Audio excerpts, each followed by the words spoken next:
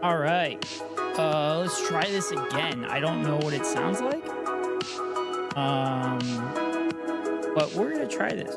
So, hello, everybody. Welcome back to the Night Ghost Rider broadcast. I am Ghost. Welcome in, welcome in. How is everybody doing on this wonderful Thursday? So I am at my parents' house, and I think I have things set up. I hope everybody can hear me. I got chat up. I got some music playing. I don't know how I used to do this with two screens. It makes me miss my 3-screen setup at home. But hi, how is everybody? I'm fresh off a red-eye flight. I got to my parents' house like, I don't know, an hour and a half ago, 2 hours ago. And I got everything set up. And sorry for the premature start to stream and then quickly ending stream. But I was trying to turn on the mux switch for the GPU, but when I did that, my secondary monitor wasn't working. I guess I'm not going to be able to do that. So I'm a bit of a boomer. Folks' house, yep. You hear me okay, Plank? Is there like any weird audio or anything coming through?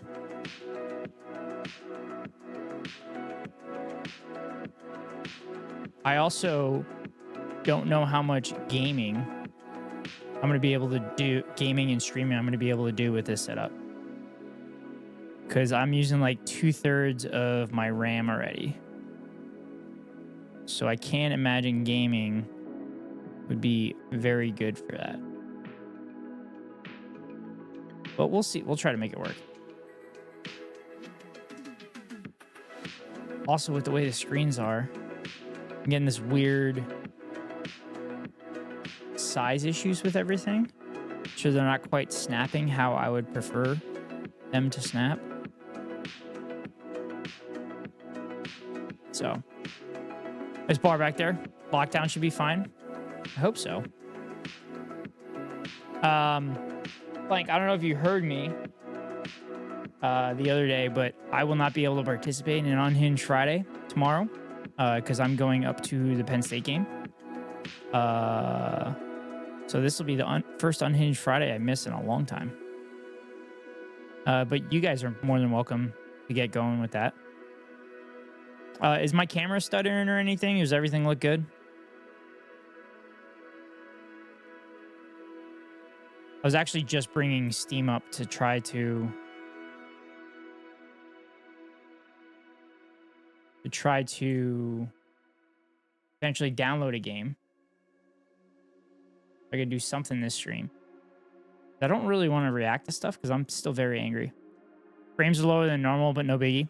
Yeah, I lowered the bitrate to see if that might help the memory stuff, but it doesn't. I'm gonna increase the bitrate.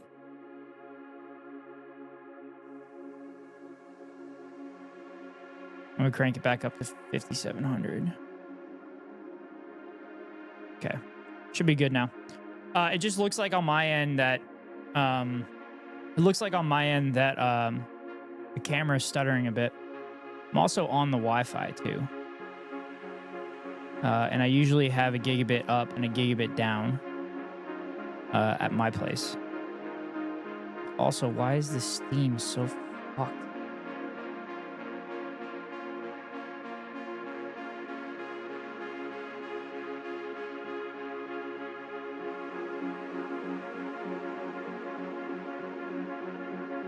All right, installing marbles on stream.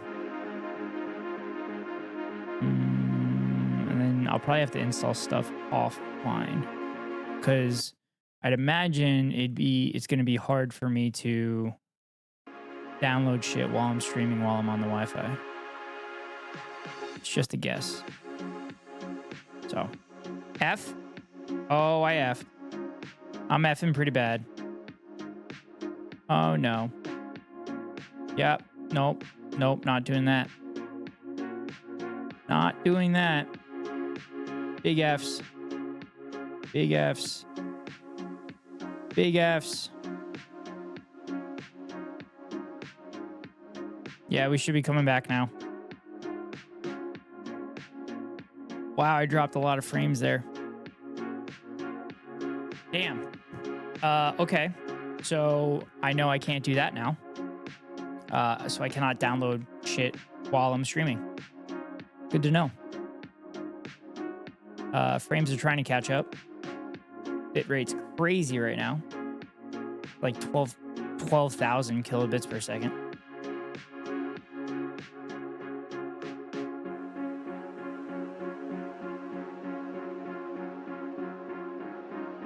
Okay, I think it should be coming back online. Wow. Okay. So we can talk about stuff. If those would like me to talk about stuff. I'm seeing some pretty fucking disgusting shit online.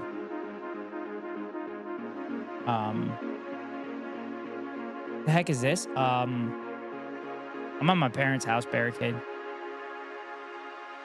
So this is my setup from my new laptop. So this is kind of a test stream. It's a great MAGA state. Yeah. Yeah, the state that gave Trump his victory. But yeah, so I wore my failed state sweatshirt at the airport and everything. That was fun. I'm sure people got a kick out of it. Especially when they saw the American flag on the back upside down.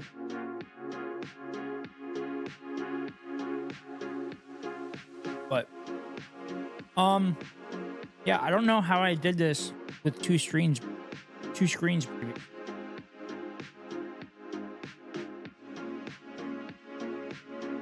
I'm gonna try something real quick. Try something on my end.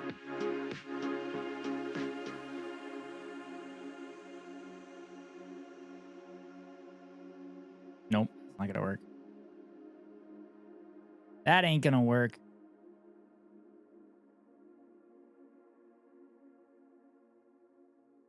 Trying to change your resolution. Whoa, that's definitely not. Okay. Okay, it was worth a try. It was worth a try. But anyway, how's everybody doing? How's everybody's Thursday?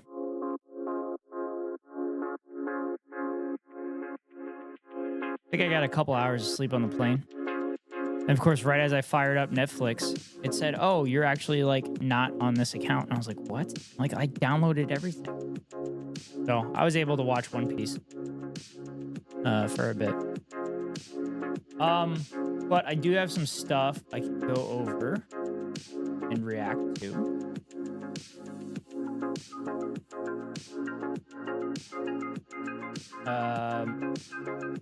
Because go figure.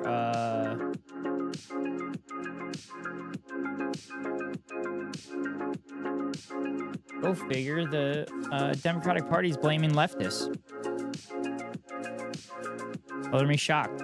They're also blaming trans people and leftists for wanting to include trans people.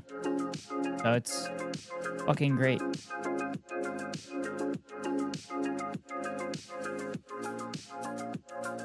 So, wanted to talk about that.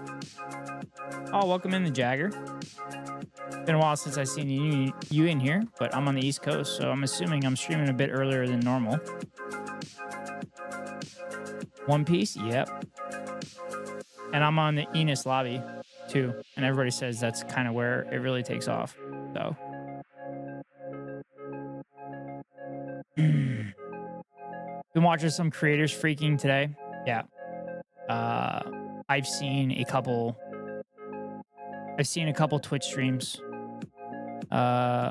Mike from Pennsylvania is one I've been seeing because he was kind of right.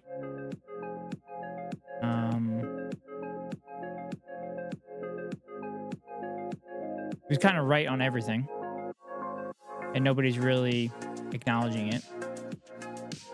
Then other streamers are, not willing to look at the actual meaning of everything.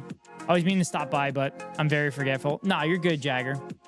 I mean, we're pretty much streaming at the same time all the time, so it's understandable. But yeah. Apologies for the clusterfuck that is this stream right now. But I'm kind of doing this on the fly because I didn't really test it. I did not really test it before I left. I just kind of made sure that everything was working, and I figured I could kind of do it. But I am doing my best, chat. What are we chatting about? We're going to be talking about a little bit of post-election stuff. And I'm also just trying to make sure the screen isn't completely... Make sure the stream setup isn't completely fucked. Also, the lighting is kind of decent. I'm shocked. I brought my lights from my apartment, but I didn't set it up. But I'm currently making sure I don't dox myself. Doom? Not necessarily Doom. Ooh, very fun, very fun. Connection is good on my end. Music maybe a touch too loud. Oh, really? Interesting. There we go. How's my audio coming in? Is my audio coming in? Because I'm hearing an echo on my end. So I'm curious how bad it is on the mic. Sound great? Good. That was the plan.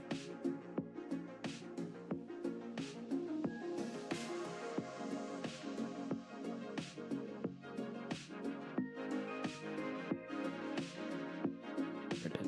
That's what I was looking for. All right, perfect. Perfect. Okay, try not to dox myself. Okay, let me go minimize this. Drop this down here.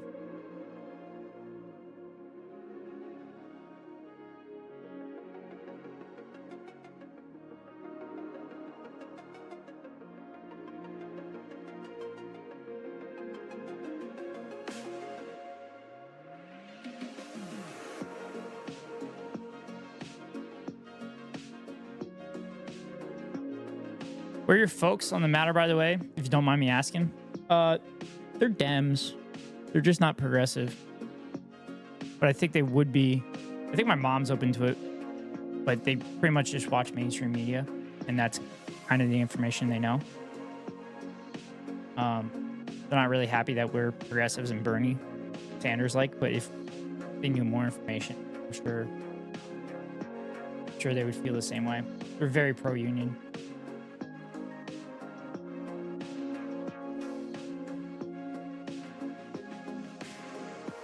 Progressive fam here. Ish. Mostly when they say backward shit, I have to rattle them. Be like, no, it's not correct. Like, for example, when I was talking to my mom about Josh Shapiro potentially being a VP, I'm like, oh, he's just like very pro-Israel. And she goes, oh, well, it makes sense. He's Jewish. I'm like, Mom, that's anti-Semitic. Just because someone's Jewish doesn't mean that they have to support Israel. She doesn't know. But I try to get at least my mom to watch my YouTube content.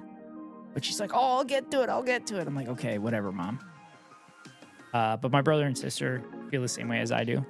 At least they're open and listening. Yeah, well, they know I've gone deep down the rabbit hole, and I've already had enough conversations with them, and I've showed that I do my research and everything.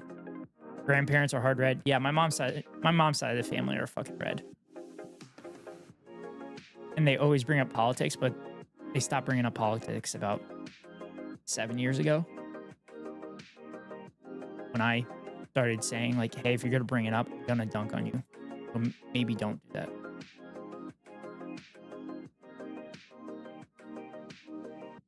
So.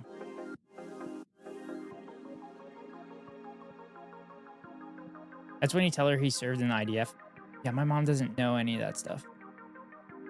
My mom doesn't quite understand that. She doesn't. Like I said, she watches mainstream media. They both watch mainstream media. That's all they know. They don't know all the other little details, which is why I wanted her to watch my YouTube video. Also, I'm echoing, which is why I'm not like yelling like I normally do, because I have no idea what they can hear upstairs. I don't really care, but I just don't want to be disrupting. But all right, so let's switch over.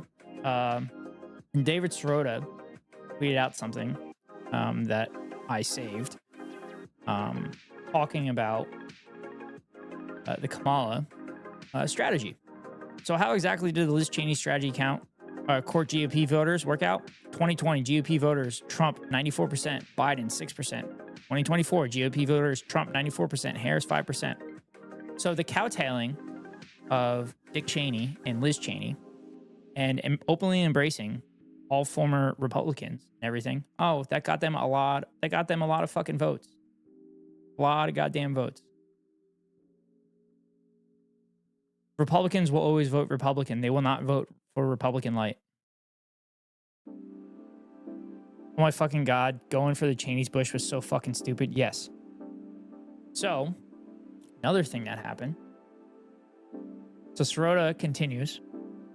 Most of the people who worked in the Bernie campaign have been ostracized by the Democratic Party operatives, shadow banned by elite media, and vilified by legions of MSNBC addicts. And now, gestures wildly at the wreckage. Here we are. Yes. Crystal Ball talks about Dems have spent the past 8 years destroying the one movement that could have saved them. Bernie's class-first populism won over exactly the type of voters, Latinos, working class, bros, Joe Rogan, that Dems now repel. I read this in the airport, and I thought it'd be an interesting article to go over. So Ryan Grimm starts it out, and then he goes down to the essay by Crystal Ball. There are a million surface levels reasons for Kamala Harris's loss and systemic underperformance in pretty much every county among nearly every demographic group. She's part of a deeply unpopular administration. Voters believe in the economy is bad and the country is on the wrong track. She's a woman and we still have yet work to do. Real problems for Democrats go much deeper and require dramatic course correction and of a sort that I suspect Democrats are unlikely to embark on. And that's what we're seeing right now. because they are fucking blaming. They are blaming leftists again, like they always do. David sort of blocked me on my private Twitter account. What the fuck? Blank? Yeah, I quoted him with the mildest rib about his both sides in the genocide. Instant block. I've been following him for years. Yeah, I could see him being thin-skinned. I'm not really that shocked.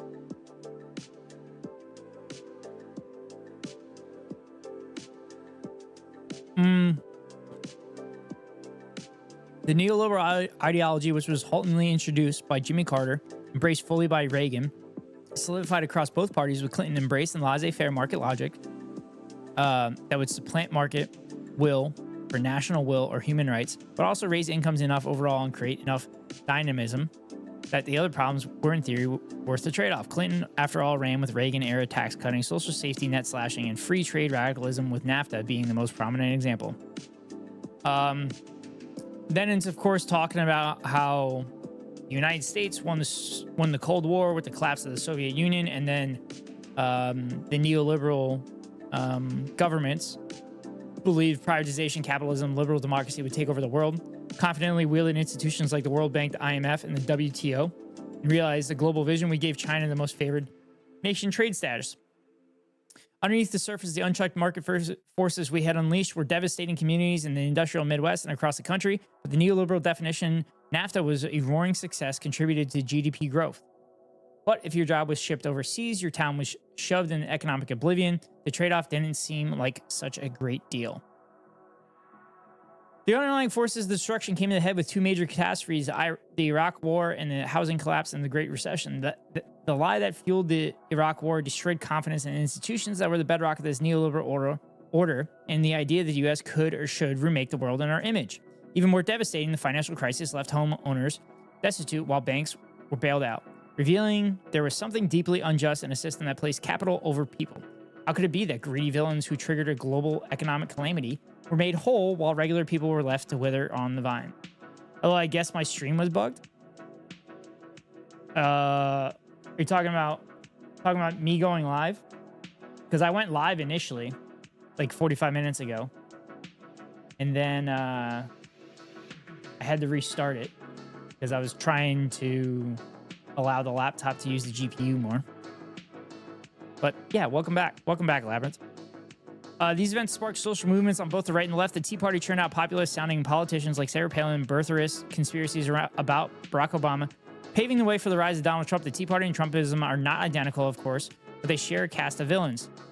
The corrupt bureaucrats or deep state, the immigrants supposedly changing your community, the cultural elites telling you your beliefs are toxic. Trump's version of this program is also explicitly authoritarian. Authoritarianism is a feature, not a bug, for some portion of the Trump coalition, which has been persuaded that democracy left to its own devices could pose an existential threat to their way of life. On the left, the organic response to the financial crisis was Occupy Wall Street, which directly fueled the Bernie Sanders movement. Here, too, the villains were clear. In the language of Occupy, it was the one percenter, as Bernie put it, the millionaires and billionaires. It was the economic elite and unfettered capitalism that had made it so hard to get by, turning homes into assets of financial speculation, which is why we can't fucking afford houses at this point. And rent is absolutely through the fucking roof because landlords are greedy fucking assholes and the scum of the earth. Just are parasites off the working class people. Wildly profiteering off every element of our healthcare system, busting unions so that working people had no collective power. This movement was in contrast to the right, was explicitly pro-democracy with a foundational view that in a contest between the 99% and the 1%, the 99% would prevail. That a win would lead to universal programs like Medicare for all, free college, workplace democracy, and significant hike in the minimum wage. These two movements traveled on separate tracks within their respective party alliances and met wildly different fates. On the Republican side, Donald Trump emerged as a political juggernaut at a time when the party was devastated, rudderless, having lost to Obama twice in a row. This weakened state, and the fact that the Trump alternatives were uncharismatic, drips like Jeb Bush, created a path for Trump to successfully execute a hostile takeover of the party. Also, them insisting that Hillary Clinton had to be the fucking the Democratic nominee. Basically, you could have eradicated the entire fucking Republican Party in 2016 if you would have had Bernie Sanders be the nominee in 2016, and then his policies would have absolutely devastated the GOP.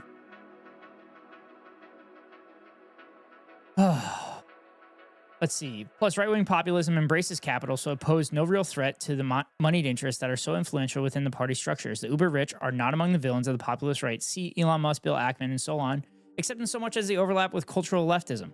The Republican donor class was not thrilled with Trump's chaos and lack of decorum, but they did not view him as an existential threat to their class interests. This comfort with him was affirmed. He cut their taxes and prioritized union busting and deregulation in his first term of office. Imagine going live before 10 p.m. I know. Tell me about it, JD. It's almost like I'm in the Eastern time zone in my parents' house. and I wanted to make sure that the fucking I wanted to make sure that my laptop setup was correct. Also, I'm in the same time zone as you now. Actually, I was in the same town as you. Look at the liquor on the shelf. Yeah. Maybe at some point I'll have to drink some. Meanwhile, the Democratic Party put its thumb on the scale and marshaled every bit of power they could, legitimate and illegitimate, to block Bernie Sanders from a similar party takeover. The difference was that Bernie's party takeover did pose an existential threat, both to party elites who he openly antagonized and to the party's big money backers. The bottom line of the Wall Street financiers and corporate titans was explicitly threatened. His rise would simply not be allowed, not in 2016 and not in 2020. Same town? Well, I mean, I had to go through an airport. I think I was in the same town as you for a few hours this morning when I got off my red eye. What's more, Hillary Clinton and her allies launched a propaganda campaign to posture as if they were actually to the left of Bernie by labeling him as supporters sexist and racist for centering class politics over identity politics. This in turn spawned a hell cycle of woke word policing, demographic slicing and dicing, and antagonism towards working class whites that only made Democratic Party more repugnant to basically everyone. So for those that don't know, that's the Bernie Bros false dichotomy, where they were claiming Bernie supporters were racist and sexist, and that was literally started at the Hillary Clinton campaign. The people just said it. They had no fucking evidence for it. They were just pissed that Bernie Sanders supporters were literally telling the Democratic Party, your policies are fucked. It's not going to actually help people. The identity politics sword has also been wielded within the Democratic Party to crush any possibility of a Bernie-inspired class-focused movement in Congress attempted by the Justice Democrats and the Squad in 2018. My colleague Ryan Grimm has written an entire book on this subject, so I won't belabor the point here. I've read parts of that book, but the book's pretty good. I've heard excerpts too on his podcast, and I'd recommend it. The book is called Squad AOC and Hope for Political Revolution.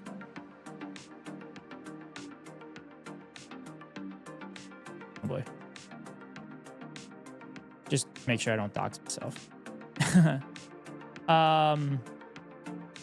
Where was I at? But suffice it to say, the threat of the Squad to the Democratic Party's ideology and order has been thoroughly neutralized. The Squad members themselves, perhaps out of ideology and perhaps out of fear of being smeared as racist, leaned into identitarian politics, which rendered them non-threatening in terms of national popular appeal. They were also relentlessly attacked from within the party, predominantly by pro-Israel groups, that an unprecedented tens of millions of dollars in House primaries, which has led to the defeat of several members and has served as a warning and threat to the rest. That brings us to today, where the Democratic Party stands in the ashes of the Republican landslide, which will sweep Donald Trump back into the White House. The path not taken in 2016 looms larger than ever. Bernie's coalition was filled with the exact type of voters who are now flocking to Donald Trump, working class voters of all races, young people, and critically the most derided bros. The top contributors to Bernie's campaign often held jobs at places like Amazon and Walmart. The unions loved him, and never forget he earned the coveted Joe Rogan endorsement that Trump also received the day before his election this year. It turns out the Bernie to Trump pipeline is real. While that has always been used as an epithet to smear Bernie and his movement, with the implication that social democracy is just a cover or a gateway drug to right-wing authoritarianism, the truth is that this pipeline speaks to the power and appeal of Bernie's vision as an effective antidote to Trumpism. So the reason why Bernie is so appealing to Rogan, who ended up endorsing Trump, is because Trump also uses working class rhetoric, saying that he's going to help the little guy and all this stuff. But in reality, Trump's not actually going to fucking do it. But Bernie Sanders has a track record that has been doing this for the last 30 plus years. So Bernie Sanders' rhetoric to actually help working class people and showing that Bernie is actually helping out unions and everything, it makes it more believable. And that's why the Democratic Party is so fucking terrified. And I was thinking about this too. So the Democratic Party has this Pied Piper method where in the primaries, they'll literally fund the most psychotic Republicans and to get, so it'll be an easier general election for them. But like, this doesn't work. It's worked like a couple times. Fucking Hillary Clinton did it with Donald Trump. Donald Trump won. Like, Josh Shapiro did it in Pennsylvania. Luckily, Josh Shapiro won because the person that he was up against was fucking psychotic.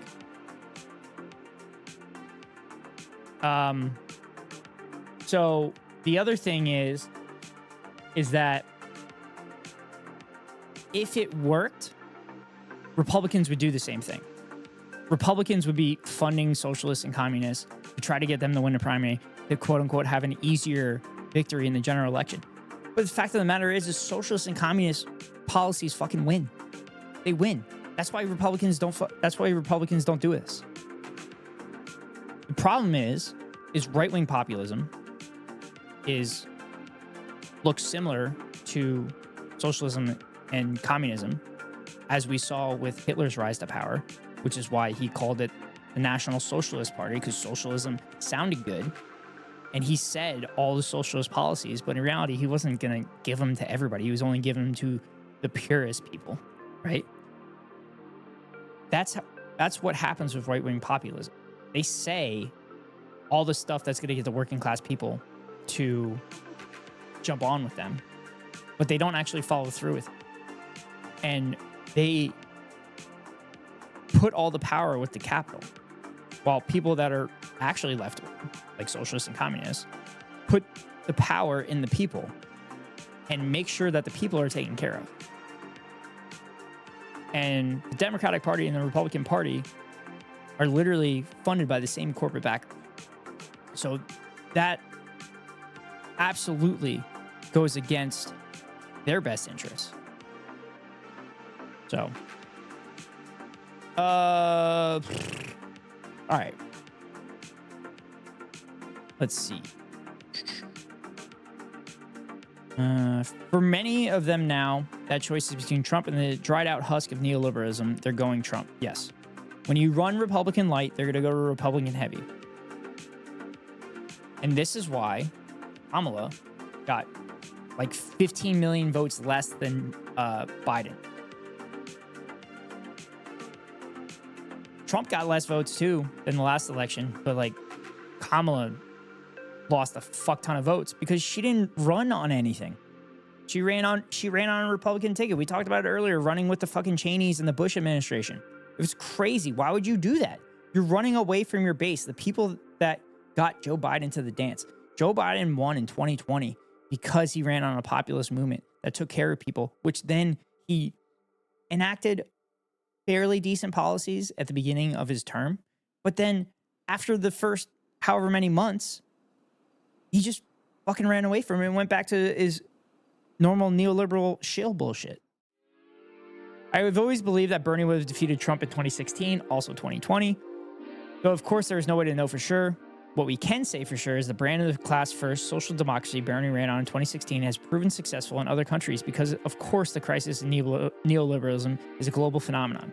Most notably, Bernie's basic political ideology was widely successful electorally with Andres Manuel Lopez Obrador, AMLO, and now his successor, Claudio Sheinbaum, in Mexico, Lula da Silva in Brazil, and Evo Morales in Bolivia. AMLO, in fact, was one of the most popular leaders in the entire world and dramatically improved the livelihoods of a majority of his countrymen. Bernie's basic ideology was also successful in our own history. In the end, I got this election dead wrong. I thought between January 6th and the rollback of human rights for women, it would be enough. I thought that overtly fascist tendencies of Donald Trump and the spectacle of the world's richest man bankrolling him would be enough strikes against him to overcome the problems of the Democratic Party, which I've spoken out about for years now. Problems Kamala Harris decided to lean into rather than confront. Biden also got a boost with the shit job Trump did with the pandemic. Yes, that too. And Trump got COVID like right before the fucking election and reminded everybody that Trump fucked up the pandemic.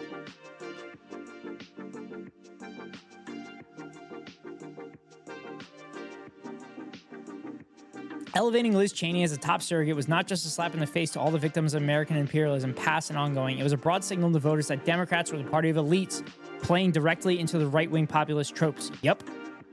100%. While the media talked about it as attack to the center, author and organizer Jonathan Smucker more aptly described it as attack to the top. As I write this now, I have zero hope or expectation that Democrats will look at the Bernie Bro coalition and realize why they screwed up. Cable news pundits already blaming the left once again for the failures of a party that has little to do with the actual left and certainly not the populist left. Said Trump's victory represents a defeat of social democratic class-first politics in America. Not quite final, but not temporary either. The Democrats have successfully smothered the movement, blocked the entranceways, salted the earth. Instead, they will, as Bill Clinton did in the 90s, embrace the fundamental tenets of Trumpist worldview. I said this the other day. I said in 2 years, the Democratic Party would start running against trans people. And it's already fucking come out. It's been 2 fucking days. It's been 2 goddamn days. And there's Democrats already coming out that, I can't say I don't want my children playing with biological boys. Seth Moulton literally said this.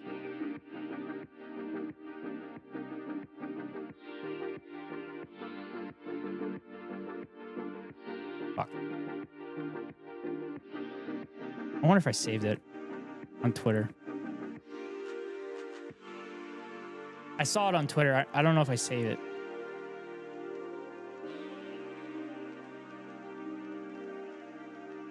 I retweeted it.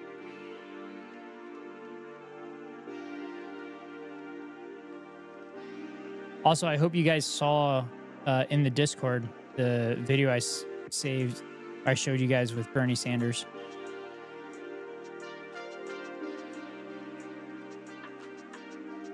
Which we'll watch that together.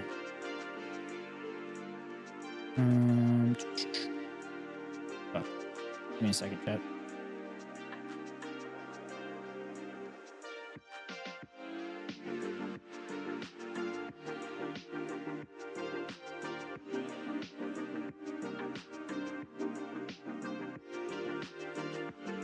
Also, a couple FDR quotes.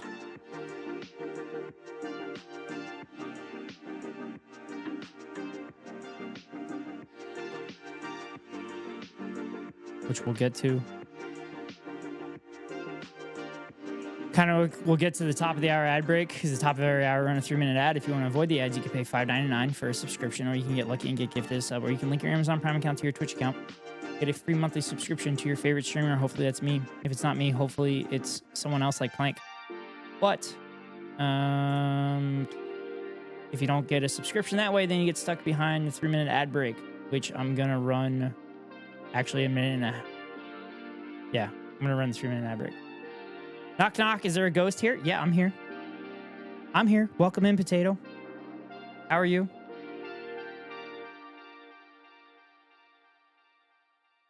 Did it happen? No, we're good.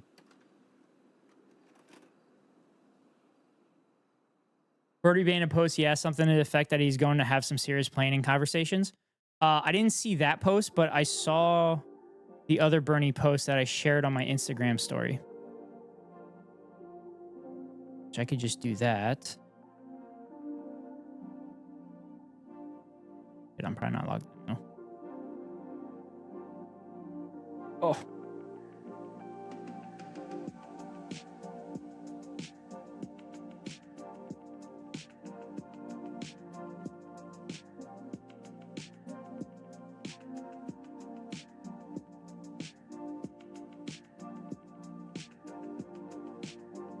I'm bringing it up, chat.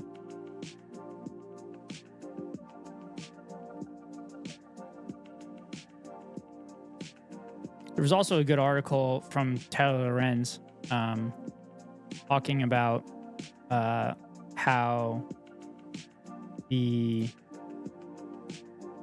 left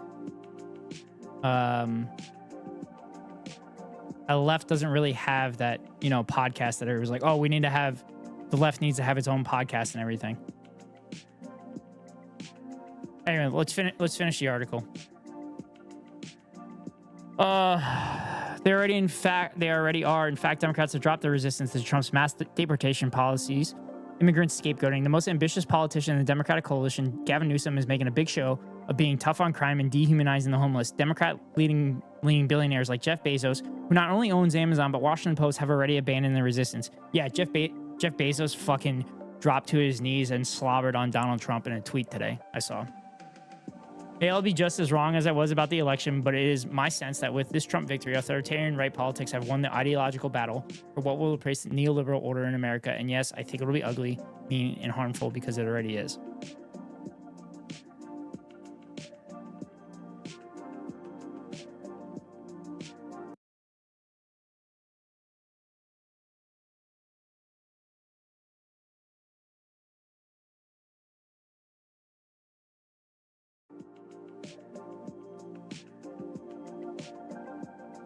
Chat, you guys there?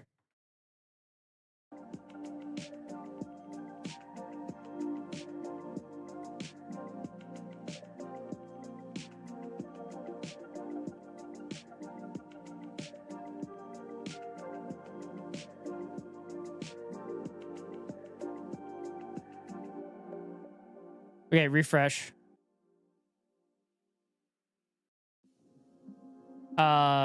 Yeah, so I guess this is what's gonna happen. I think it's lagging. Yeah, I guess this is what's gonna happen. I guess this is what's gonna happen with this streaming from. I can't really do a whole lot about it, fortunately. But yeah, so I thought that was an interesting article, chat, and kind of on the money.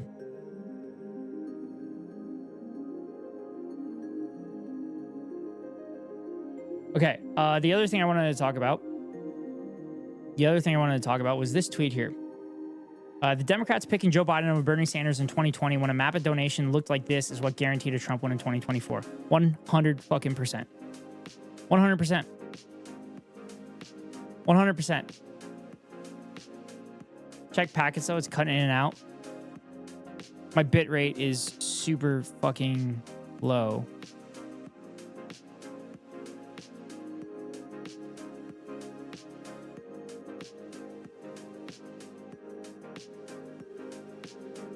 Yeah, I'm dropping a ton of frames. Go on back.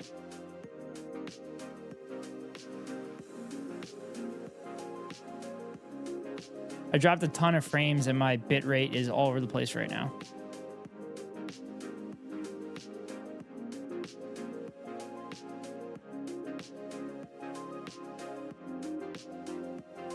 Now my mouse disappeared.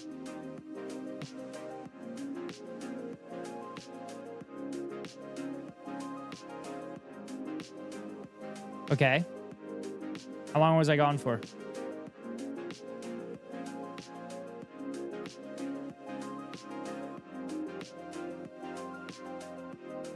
Oh my God, I'm way behind. Holy shit.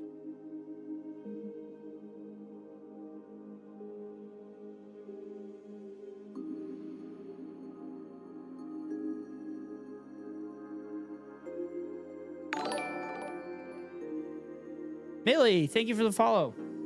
I have the same cap as me? Cool. Appreciate it. Welcome in. Yeah, I went to undergrad at Penn State, and I'm actually going up for the game this weekend. I always wear it when I travel. I guess it's my lucky hat. But okay, are we back, chat? Is everything good? Are we? How far behind am I? I'm gonna test something. I'm gonna give a peace sign and see how long it takes. Come on. Oh my God. Oh my God, my internet is dog shit. Why is my internet trash?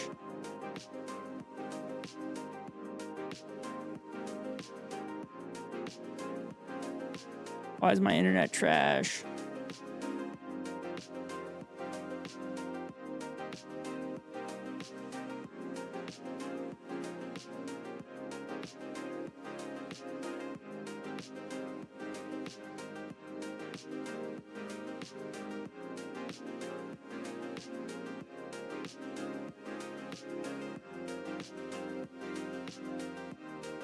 I remember this map.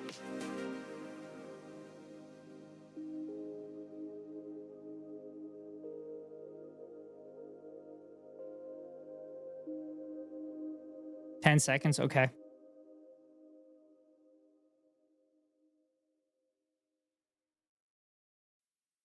My bit rate is all over the place.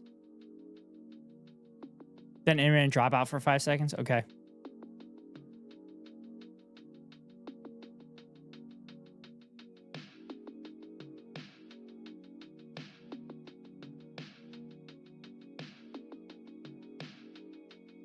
Chat. Let me check it. It's a minute behind. Okay. I think it's catching up on the frames.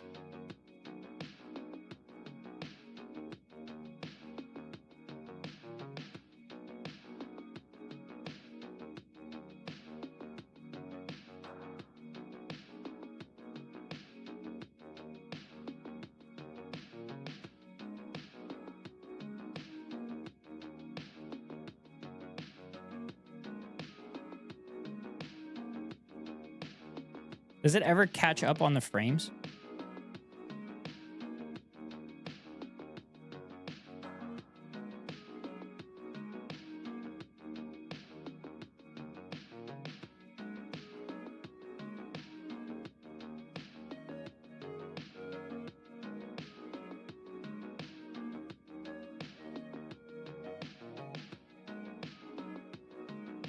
Okay, it's stabilized now.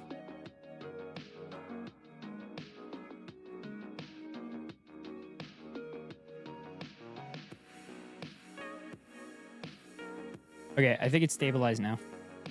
I think we're good.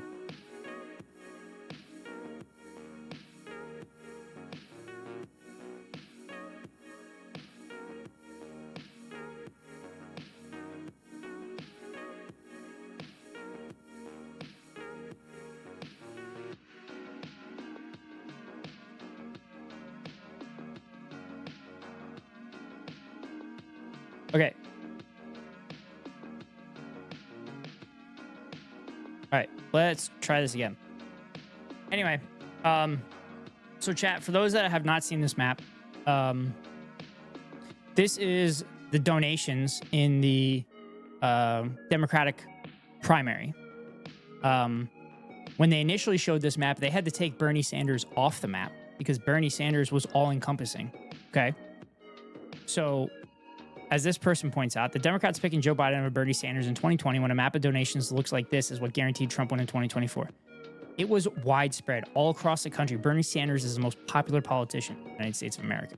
And they freaking made sure that he wouldn't be the nominee. Because that's the only way you beat Donald Trump. Fuck, Joe Biden ran on Bernie policies, beat Trump in 2020, and then immediately didn't do it. So,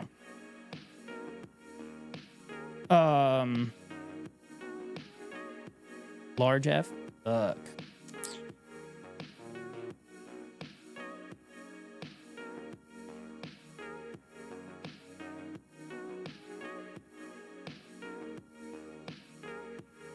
Okay. Try something.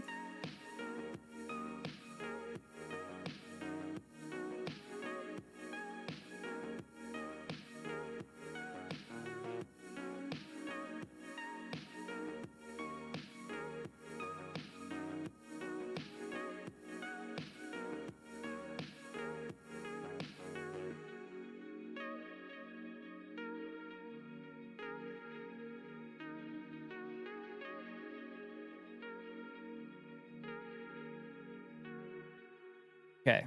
All right.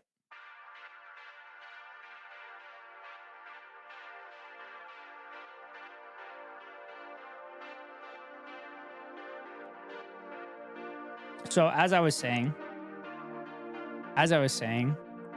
there are Democratic supporters and Democratic politicians that are immediately turning it to,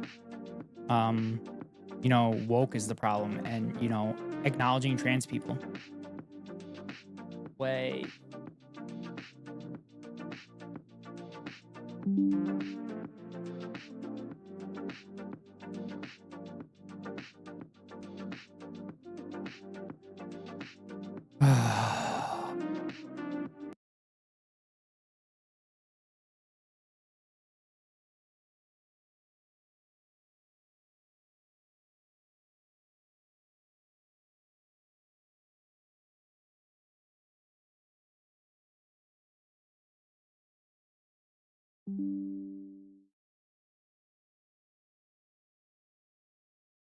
Chat, I'm checking speeds and stuff because I think I lost internet connection.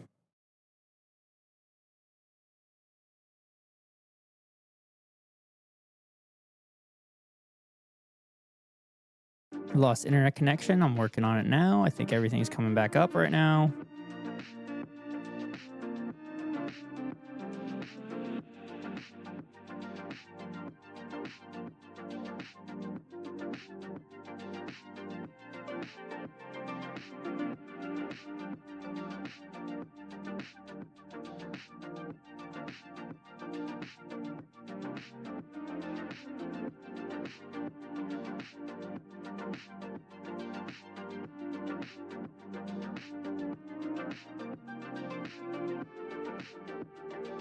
Are we back? Are you guys back?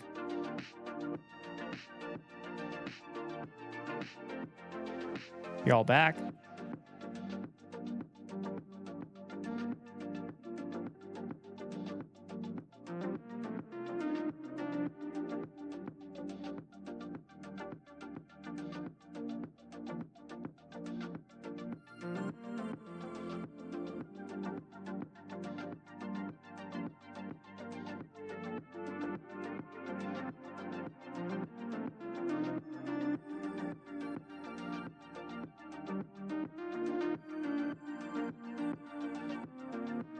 Are y'all back?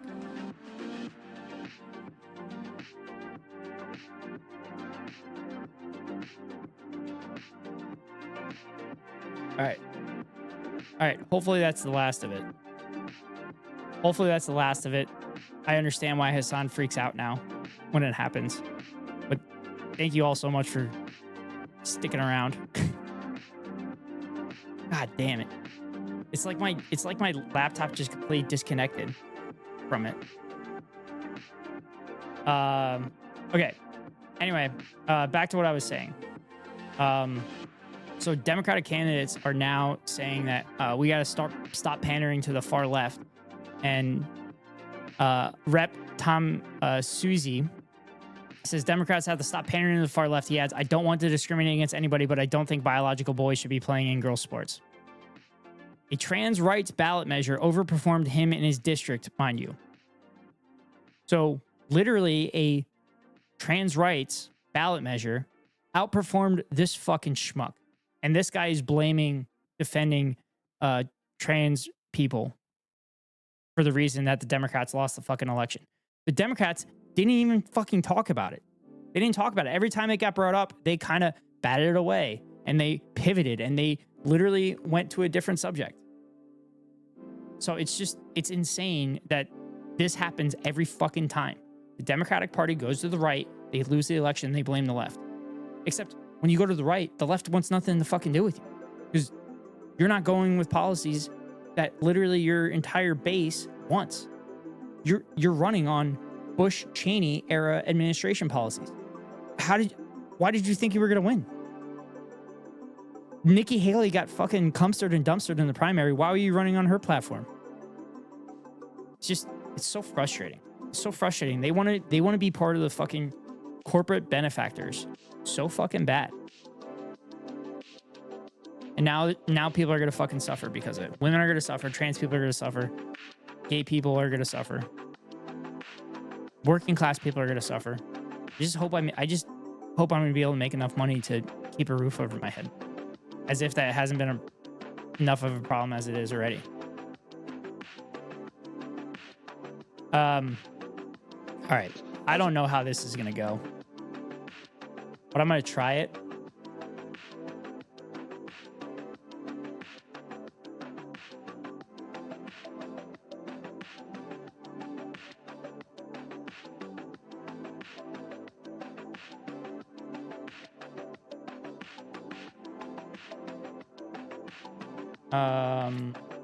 We effing again? Yeah. All right, I'm just gonna raid out.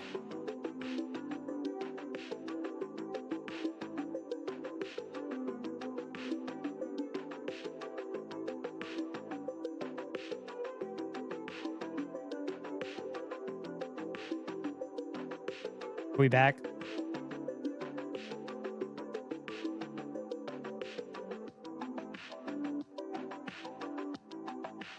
Are we back, chat?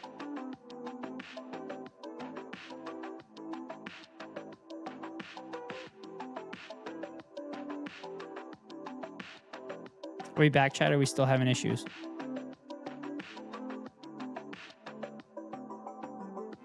Are we back?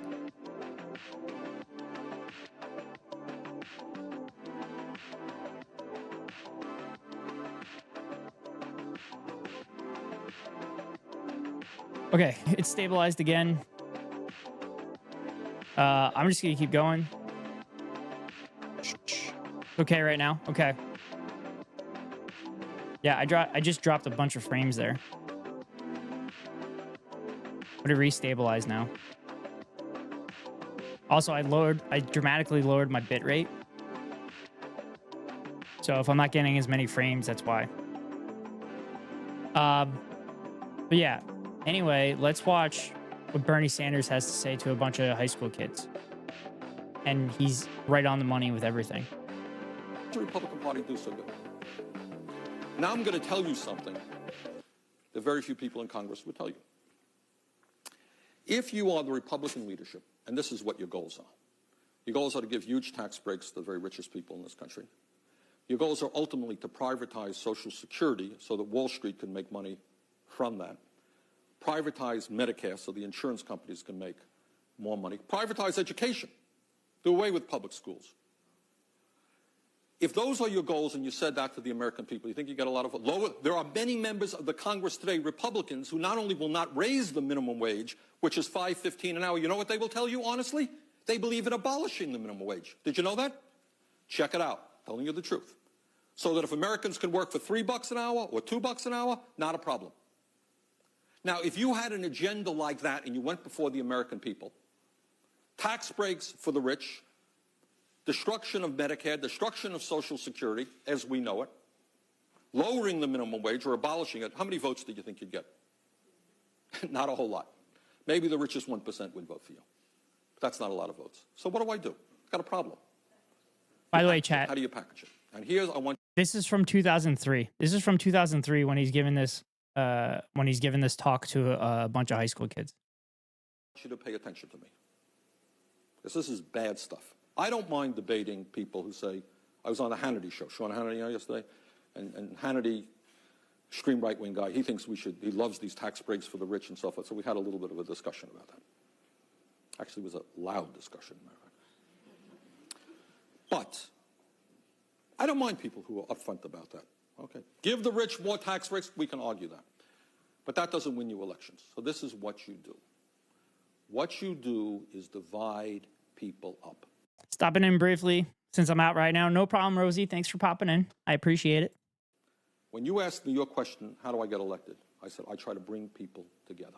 We fight for women's rights. We support the rights of minorities. We support the rights of workers. We bring the majority of people together. And occasionally, honest people will have differences of opinion. In this room, there will be differences of opinion. But everybody in this room is in agreement that everybody should have health care, right? Question number 2, should we increase funding for education or should we lower funding for education? Raise your hand if you think we should increase funding for education. Okay, you're on the side of the vast majority of Americans. Okay.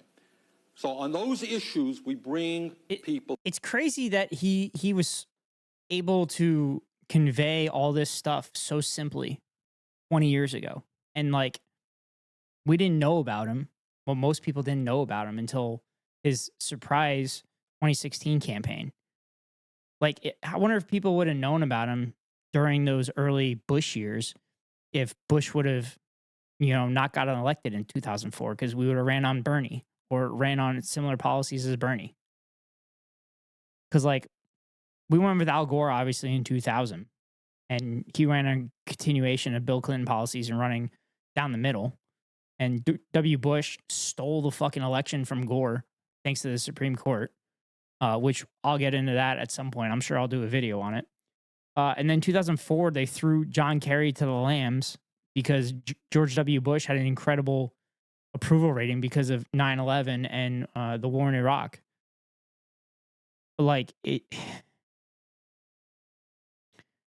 I don't know. I guess there's an alternative universe where Bernie gets onto the main stage faster. But Bernie's not like really a narcissist, so I feel like that's probably why he didn't really hit the scene. I know in 2012 Bernie was advocating for having a primary so that you can push Obama further to the left, and people were trying to blackball him. But together. Now, what do the Republicans try to do? And they use it in what we call, kind of language that they don't, not upfront about. What do? We divide people up by races. Affirmative action becomes one issue. All them black people are getting the jobs that we white people used to have. Split people, working class, white against black, instead of working together to create decent jobs for all. Those uppity women now, they want the right to choose. We'll split people on also the camera cuts here are a little brutal on religious issues. Do you follow what I'm saying? So you split people up, and then they end up, if you're a middle-class person, voting against your own interests, and the rich go laughing all the way to the bank. This is why I talk all the time, chat, that we have to be united as they very often play the working class people. We have to be united together. And we try to bring people together to say, look, we're all in this boat together, whether you're black or white, whether you're Hispanic, whether you're Muslim, whatever you may be. Everybody needs health care. How do we create a health care system that works for all people, not divide? Fuck, it just effed on me again. Y'all back? Did I lose you?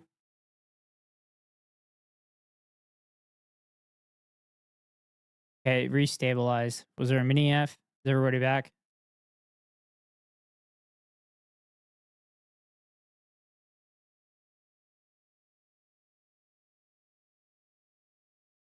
People up. Everybody knows that the kids, young people, do not make it into the middle class unless they have a decent college education. So how do we make college education accessible to all people? Not an expensive proposition, a tiny, tiny fraction of the president's tax breaks for the rich if we put into financial aid. You shouldn't need a college degree to move up. No, you're not back? Didn't drop? Oh, that's good to know. I saw a drop on my OBS. I was kind of scared. I'm about 2 minutes behind, or you guys are about 2 minutes behind me, I think. Would make sure that every young person in this country could go to college without going deeply into debt. You know what? The vast majority of the people support us. But in order to do that, we've got to bring everybody together. And many of these, not all, and I'm not here to disparage all Republicans. Some very decent people happen to be conservative. I respect that. But some people who I don't respect will play off women against men, black against white. Oh, the gay issue, very, very big issue. Okay? Straight against gay, right? We're all supposed to hate gay people. So we split that group up. And then the argument, some of us are not patriotic. We had concerns about the war in Iraq. I voted against giving the president authority to the war in Iraq. Well, the camera guy could have done a little better there and maybe not cut to an individual student when he's talking about the gay thing, unless they know that that student's openly gay. But again, this is 2003, so I don't know if that's happening at the time. But that's a bad cut to a camera by the camera operator. You could keep it on Bernie until he's on to the next sentence. What the fuck? That's so fucked. Well, that makes us unpatriotic. We hate America. Divide those things up. And that's how they succeed. And they succeed with the help of the media. Because the media will not talk about how, in a sense, the common problems that Americans face and how we bring people together.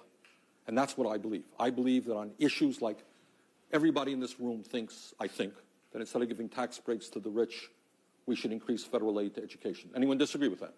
Well, you know what? Most Americans agree with that. All of you think that every American should be entitled to health care. I suspect most of you think we should not have a trade policy which allows corporations to throw American workers out on the street and run to China. Most Americans agree with that. And our job is to bring people together on common interest. And some of these extreme right-wing people, you watch the issues that they talk about. Affirmative action they use to divide. The issue of abortion they use to divide. See, another the issue of guns another weird cut there. And As soon as he's talking about affirmative action, he goes to people. They go to the people of color. The middle class. This is a great country. Why is it the average American is working longer hours for low wages than 30 years ago? Let's talk about that. Okay? Yeah. So Bernie once again being super fucking based on everything. So Bernie came out with a statement yesterday, and it's pretty right on the money, and it should be for someone that has won another term in the Senate and is literally the most popular politician in the country. Bernie Sanders today released the following statement in response to the outcome of the 2024 presidential election. It should come as no great surprise that a Democratic Party which has abandoned working class people would find that the working class has abandoned them. First, it was the white working class, and now it is Latino and black workers as well. While the Democratic leadership defends the status quo, the American people are angry and want change, and they're right. Today, while the very rich are doing phenomenally well, 60% of Americans live paycheck to paycheck, and we have more income and wealth inequality than ever before. Unbelievably, real inflation accounted for weekly wages for the average American worker are actually lower now than they were 50 years ago. Today, despite an explosion in technology and worker productivity, many young people will have a worse standard of living than their parents. Many of them worry that the artificial intelligence and robotics will make a bad situation even worse. Today, despite spending far more per capita than any other countries, we remain the only wealthy nation not to guarantee healthcare to all as a human right, and we pay by far the highest prices in the world for prescription drugs. We alone among major countries cannot even guarantee paid family and medical leave. Today, despite strong opposition from a majority of Americans, we continue to spend billions funding the extremist Netanyahu governments all at war against the Palestinian people, which has led to the horrific humanitarian disaster of mass malnutrition and the starvation of thousands of children. I mean, you could talk about the IOF literally slaughtering Palestinian people as well, on top of that stuff, on top of the mass malnutrition and the starvation. Will the big money interests and well paid consultants who control the Democratic Party learn any real lessons from this disastrous campaign? Will they understand the pain and political alienation that tens of millions of Americans are experiencing? Do they have any ideas as to how we can take on the increasingly powerful oligarchy, which has so much economic and political power? Probably not. In the coming weeks and months, those of us concerned about grassroots democracy and economic justice need to have some very serious political discussions. Bernie being super fucking based. Bernie being based. Bernie doing Bernie shit. We don't deserve him. We don't deserve him. So Sirota shared a quote from FDR, 1938, and says, year before fulminating Nazi rally in a packed Madison Square Garden in New York, FDR warned the global rise of fascism was the result of his democratic governments doing the opposite of the New Deal and protecting an economic status quo, enriching a tiny handful at the expense of everyone else. Democracy has disappeared in several other great nations, not because the people of those nations disliked democracy, but because they had grown tired of unemployment and insecurity, of seeing their children hungry while they sat helpless in the face of government confusion and government weakness through lack of leadership, he said in a 1938 radio address. Finally, in desperation, they chose to sacrifice liberty in hope of getting something to eat.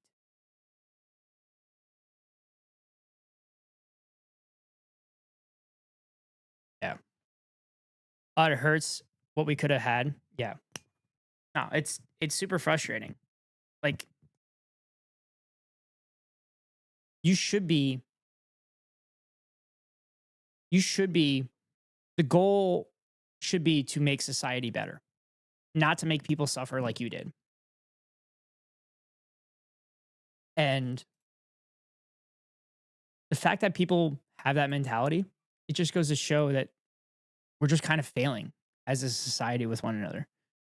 And if we were able to pass Bernie policies, the world would be a much better place. At least our country would. But I imagine the rest of the world would, because we would actually have some empathy with people we don't know.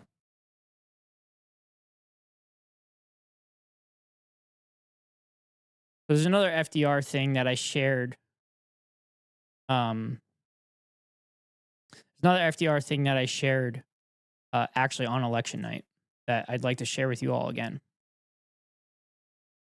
So this letter was printed in the memoirs from his White House counsel working with Roosevelt.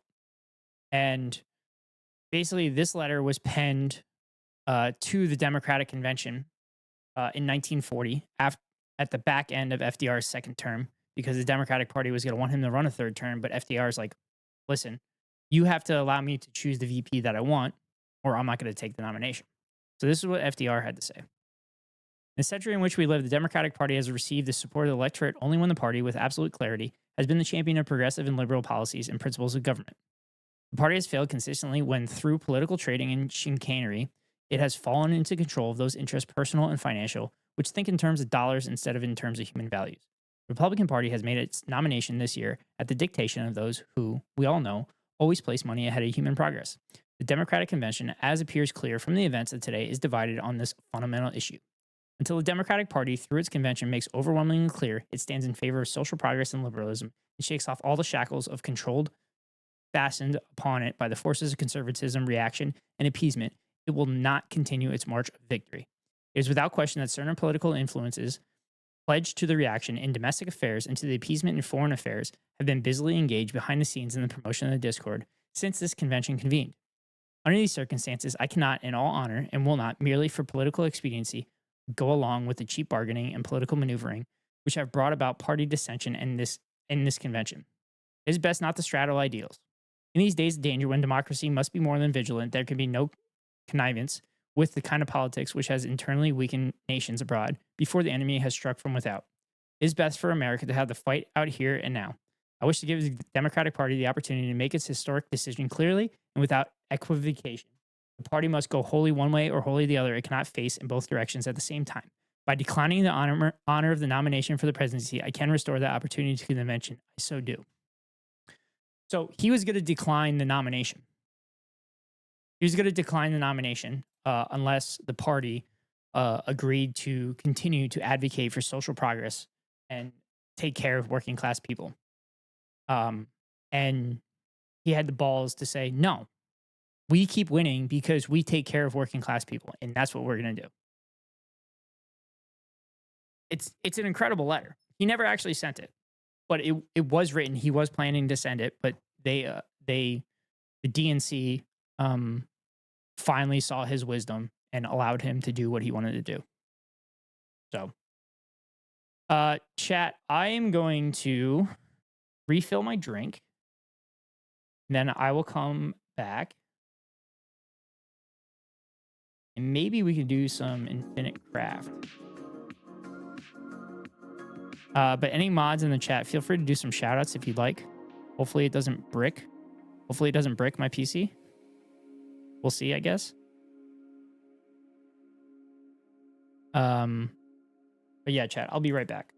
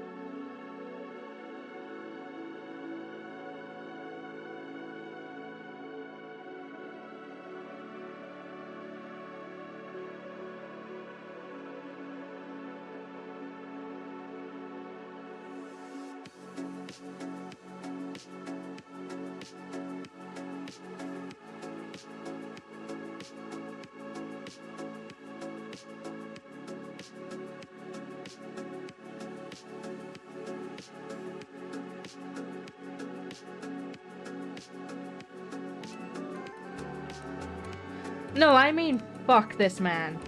Grumpew is, weird to say because they're grumpuses. It would be the equivalent of me saying, man, you. It's weird. So what I say. I don't know. I'm peeing.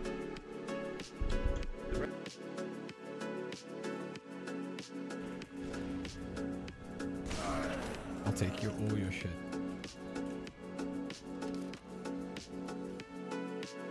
motherfucking D-O-D. D-O-double-D. Snoop Dogg.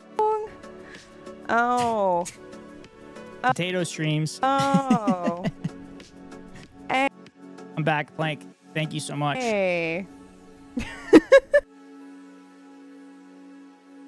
Oh no, it freeze?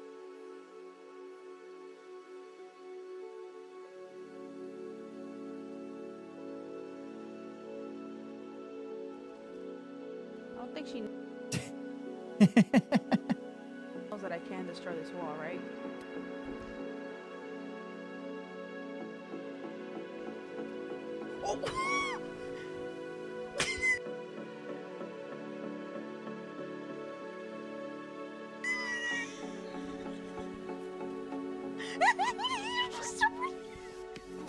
So much happening there? Yeah.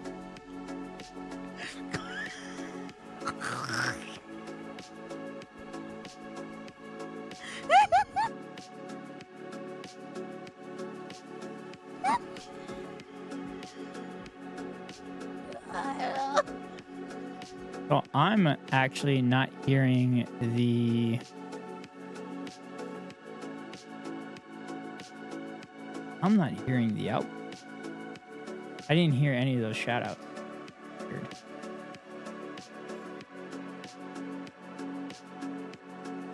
But it says, has it set up for monitor and output?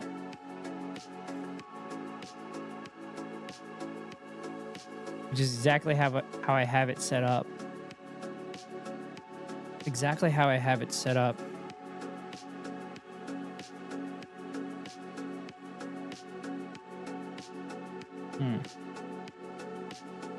Could hear it here. Yeah, I saw it was going through OBS, but I did not hear it on my end. Which is bizarre.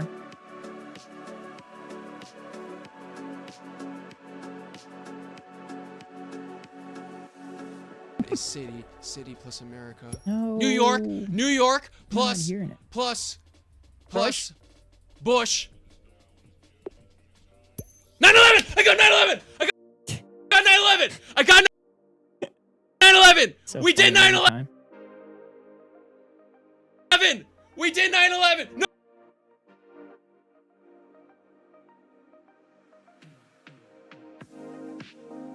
So good every time. That's weird. I don't know why. I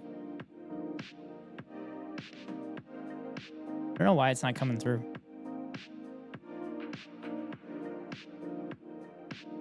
Oh, but anyway, chat, that's all the stuff I wanted to cover today.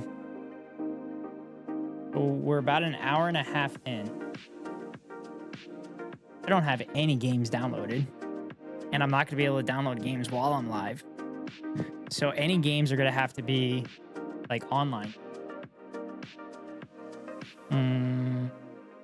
Which I can do Suika against chat if anybody would like to take me on.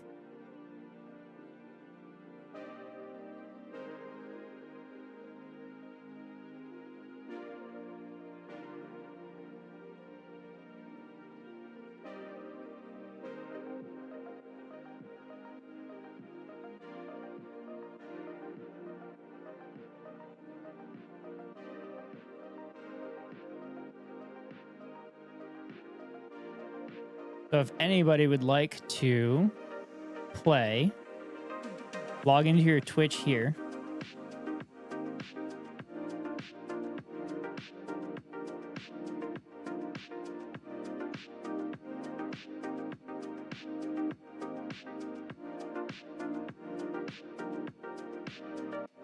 Wait.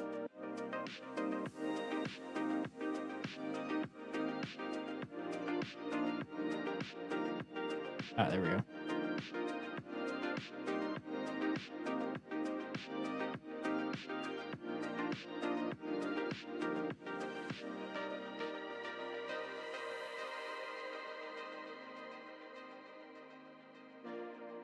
If anybody wants to join in, let me know.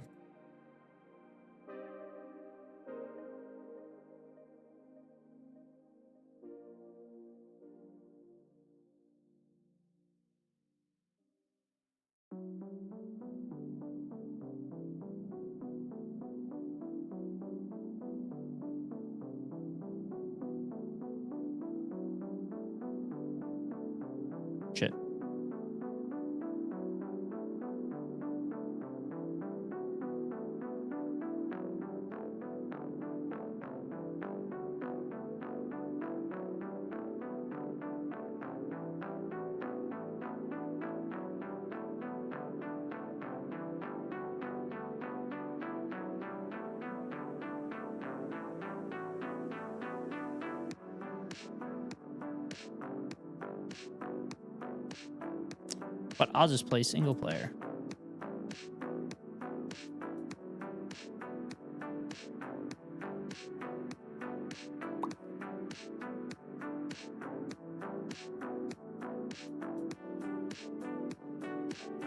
That should touch.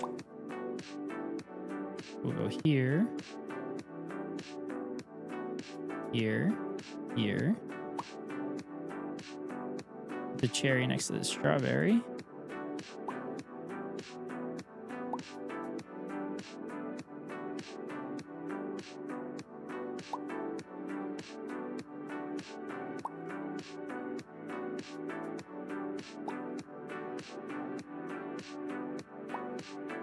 Oh boy.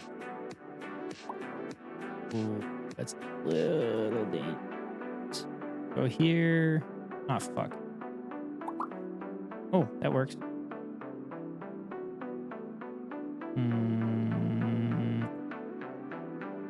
There.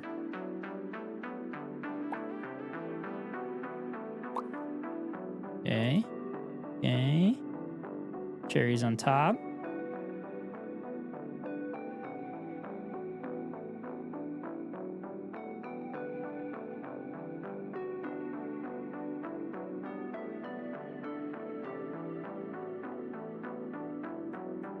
Fuck.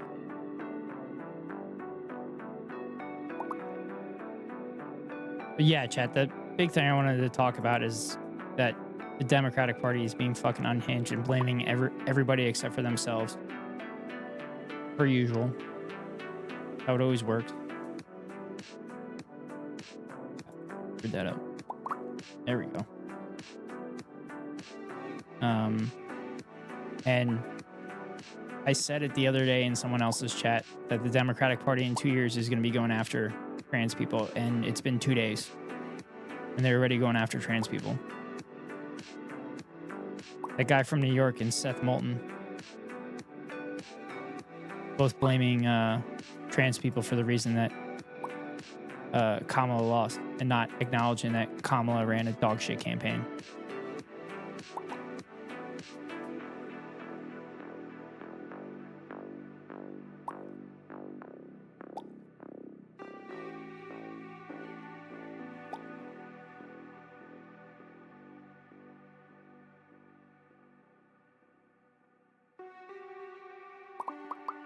Oh, nice, nice.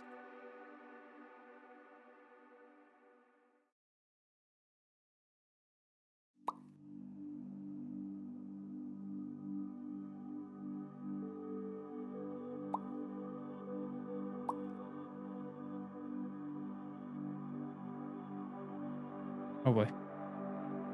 We'll keep it there. Go here. There. Crap.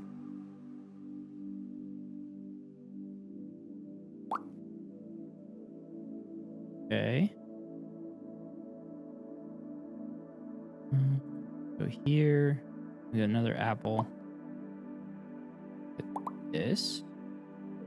Cherry. They're saying she ran an incredible campaign. Yeah, I know they keep saying that, but it's just to fucking justify. It's just to justify the next talking point. She ran a dog shit campaign. The only reason they're saying it's an incredible campaign is because it was in a 3-month period, and it was cowtailing to Republicans. And the Democratic Party thinks, oh, in order to win general elections, you have to move to the right. When in reality, if you move to the left, you win way fucking more. Rashida Tlaib, AOC, and Ilhan Omar won very handedly in their races, and everybody else is hanging on for fucking dear life.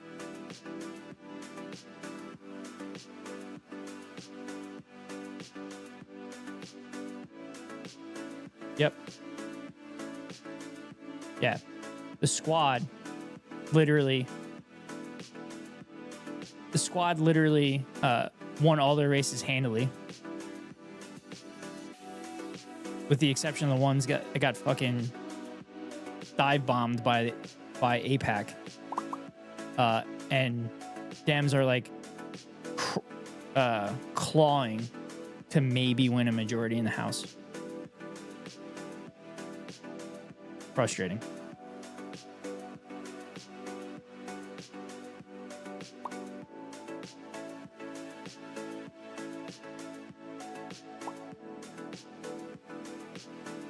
Also, I kind of want to talk about the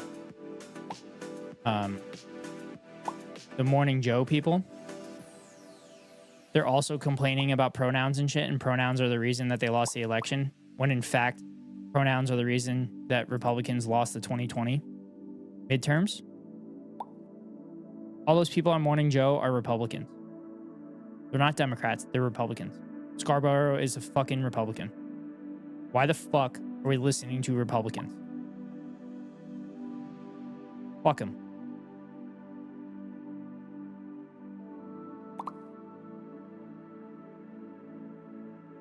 They can say whatever the fuck they want, but don't take any fucking policy ideas from them. And when you say we want a strong Republican Party, that's bullshit. You should want to bury the Republican Party. You should never want the Republican Party to win a seat ever again. That's the Democratic Party that I want. That's Brandon's favorite show, Jack. Yeah. If you want to actually help people and you think your policies are better than the other parties, then you should not want the other party to exist. That should be the goal. Obviously, it's not going to happen, but that should be the goal. You should have such great policy that they never win another election again, which is what happened with the New Deal coalition. It's a reason why Democrats won 7 of 9 presidential elections for a period, and then had super majorities in both House and Senate for a very long time.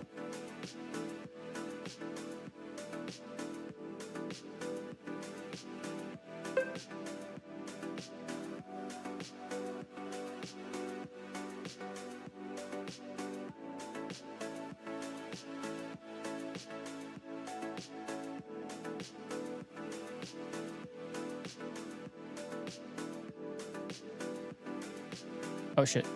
Oh shit. Oh boy.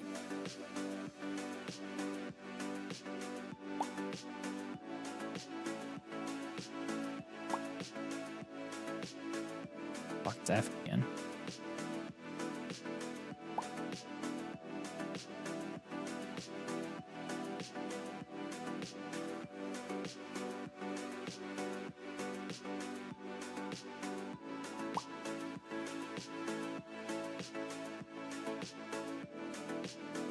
Go there, go here. Yes, they're touching, they're touching. They touched, they touched.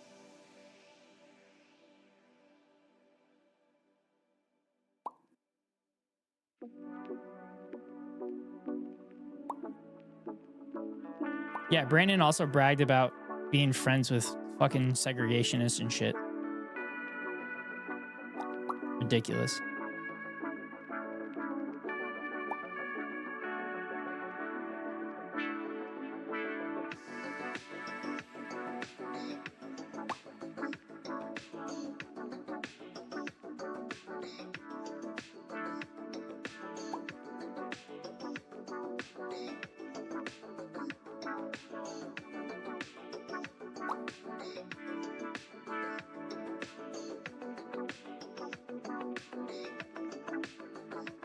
Shit.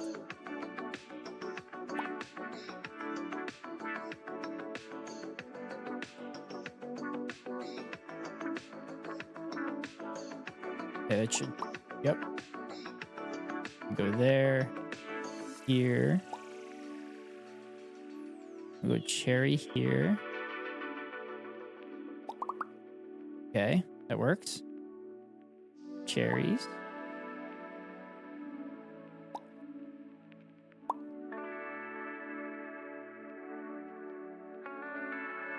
Here we go.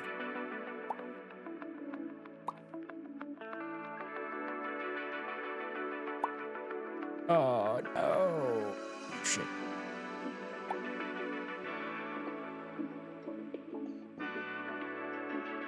Did I have a mini F there at all, chat?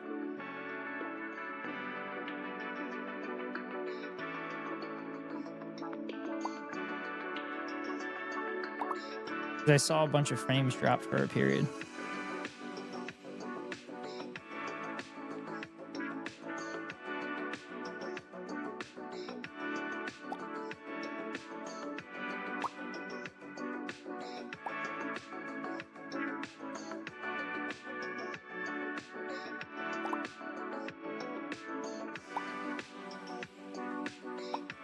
Oh, it went the wrong way. No, I'm good. Okay.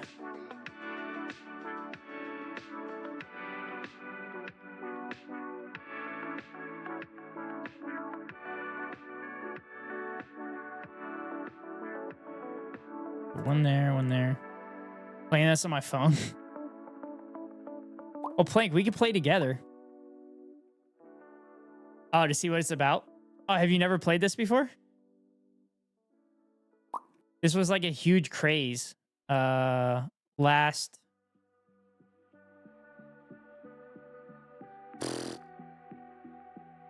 January or something like that.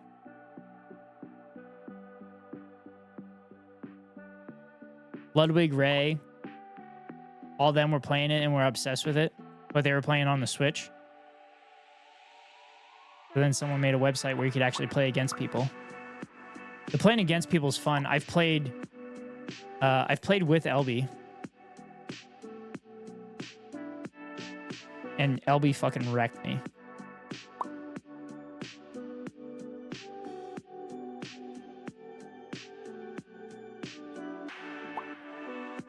Boy.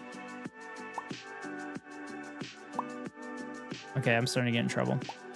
But it reminds me of like 1048, which is one of my favorite games. And the first time I played it with my previous girlfriend, I beat her high score and she was so pissed at me. It was actually really funny. Yeah, let's go there. There. Okay.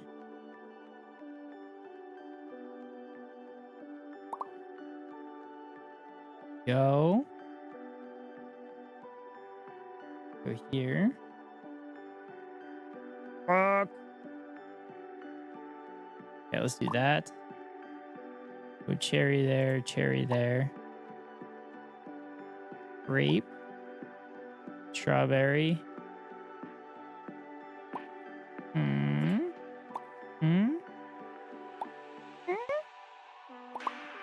Oh, damn it.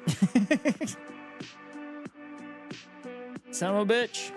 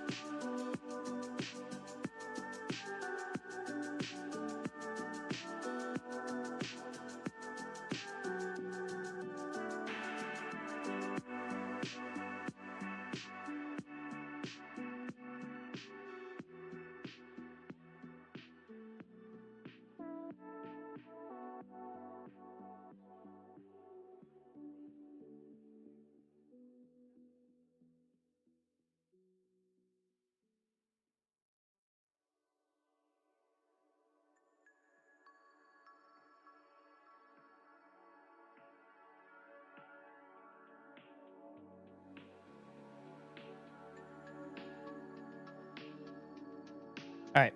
All right. Try it again. I got one watermelon there.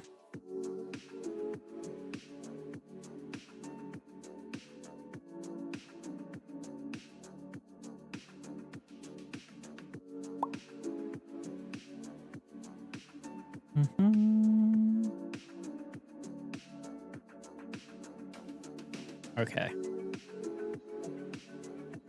So we go here. We go cherry here. Strawberry there. Cherry here. And we pop those together like that. That there. That one there. Drop the strawberry there, just like I dropped the top of the hour ad break on everybody. At the top of every hour, I run a 3-minute ad to avoid pre-roll ads for any new viewers. If you want to avoid the ads, you can pay $5.99 for a subscription or get lucky and get gifted a sub where you can link your Amazon Prime account to your Twitch account and get a free monthly subscription to your favorite streamer. Hopefully it's me. If it's not me, hopefully it's Plank, but here comes the 3-minute ad break now. How did I ever stream with 2 screens? No idea how I did that.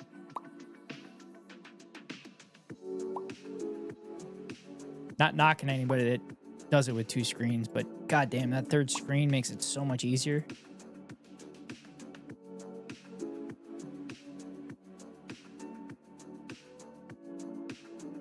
I wonder if I can.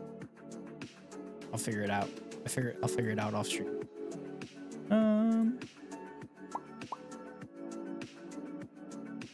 Also, I wonder how editing is gonna go on this laptop. I'll probably do a little bit of that tomorrow. Do a couple shorts.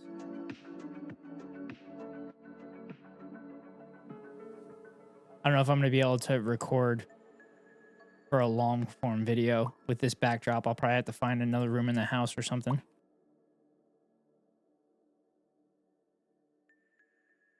Don't know if I want the liquor in the background. However, that would be funny.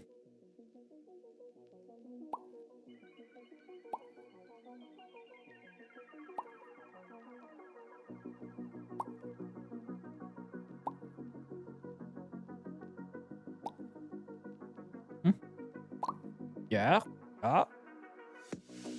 Yeah. Cherries on top. Cherries on top.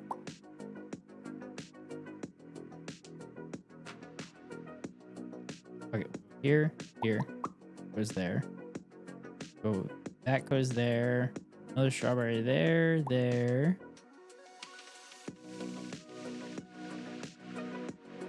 All right. I'm going to try to have them touch. Oh.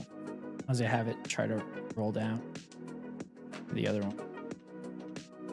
Cherry there.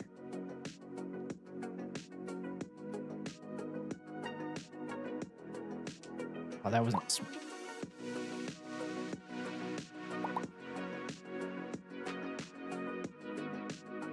Fit. Yep.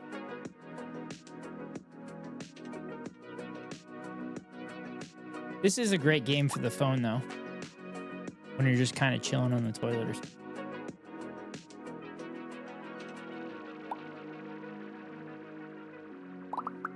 Oh, yeah.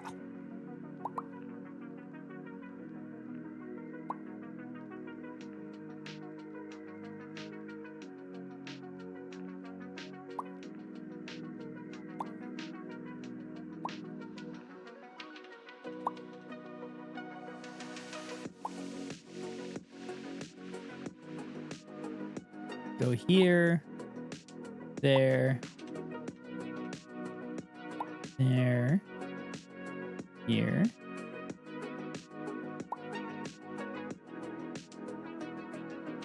Fuck, I'm not gonna be able to. I'm gonna drop the cherry in there thinking. Not intelligent. Oh. Looked pretty intelligent there, though.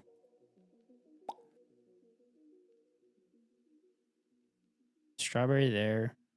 Grape there. The strawberry. Drop that cherry in there. Oh, they're so close to touching. They're so close to touching, chat. Oh, pineapples.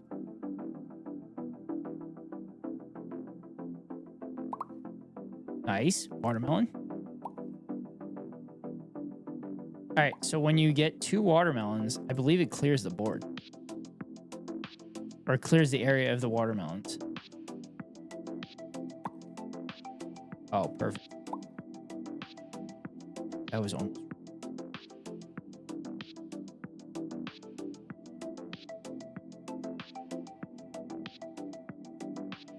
Do there.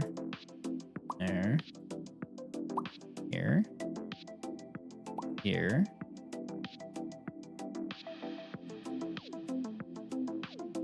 There. Okay.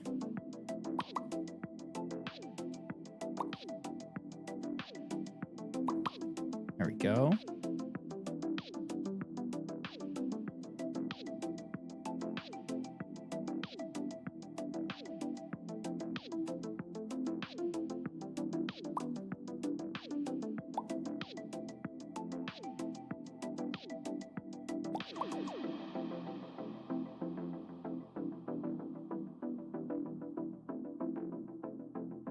There we go. Pop it there.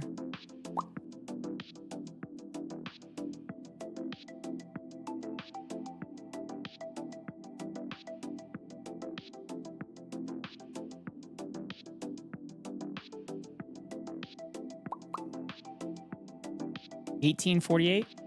It's 1048, isn't it?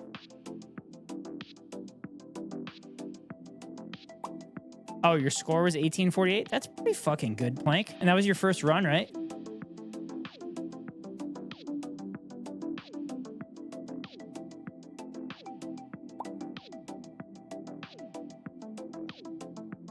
That's pretty solid. I think I got pretty close to that in my first run today.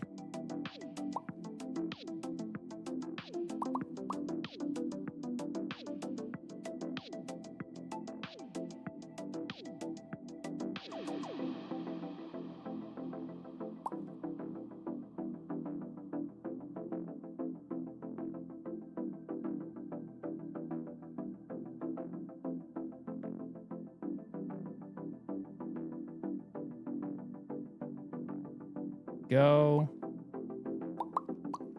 It takes care of that. That. There. Yay. Okay, I'm in trouble. I'm a little bit in trouble. Oh, that. Love it when a plan comes together.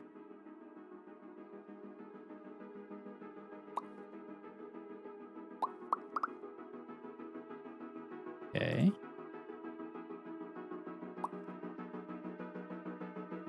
There. Okay. All right.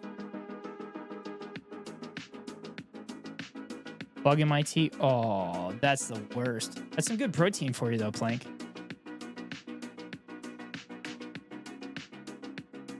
Actually, that's an Australian bug. It's probably going to kill you. Whole thing has to go. Yeah. I was going to say, it's an Australian bug. You probably got to get rid of it. You probably got to get rid of the glass, to be honest with you.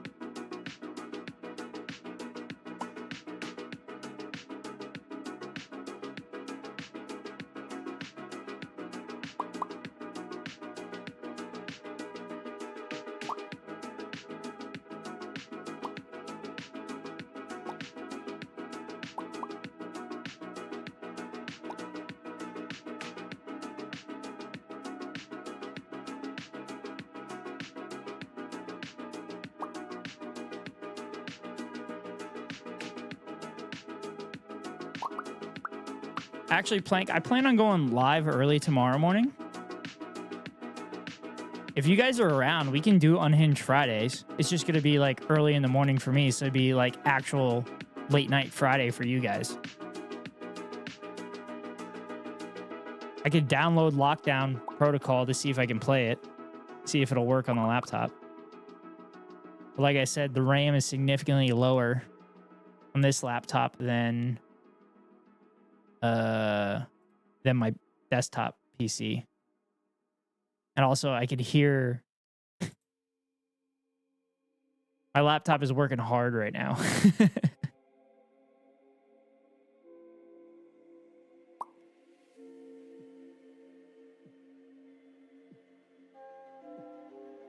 Okay. Carry there. Oh, damn it. Is this the new one? Yeah, that was the new one. That was my second one I did. 1926. Which I thought I did better on the last one.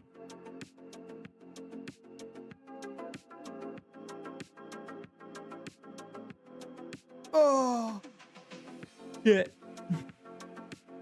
The laptop, I mean? Yeah, it's the new laptop. I have to figure out the, like, proper settings and shit. That's the problem.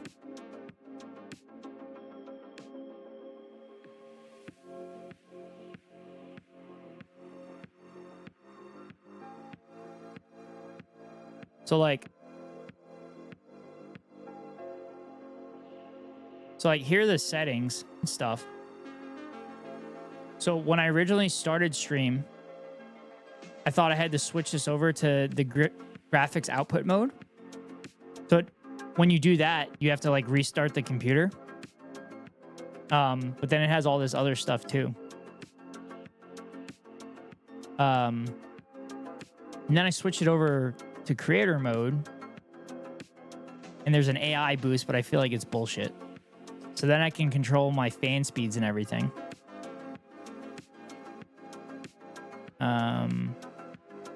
Apparently when it's plugged in, it doesn't... Oh, yeah, it does have the... I mean, the temperature is not bad. This is probably what my PC actually sounds like.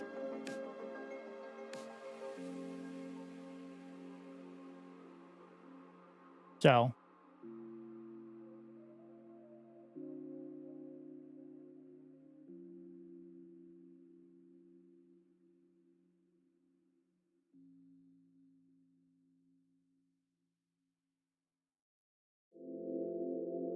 It's probably good. I just have to like figure out what I can do on this one. I can't do it.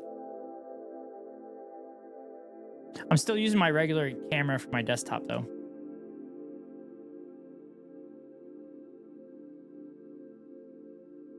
Because I didn't want to use the laptop camera. Might need to clear some bloatware on it. I mean, there's not a ton on it from what I've seen.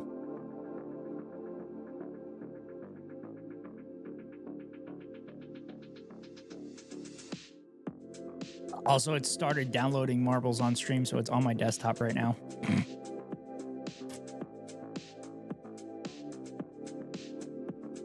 All right, Plank, you ready to play this?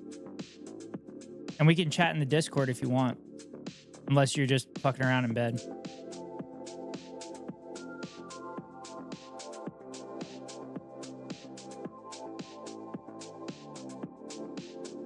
Which is fine if you are.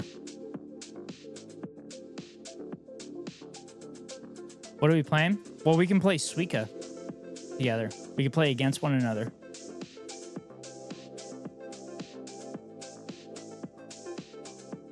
Ugh. You can play a player versus player game.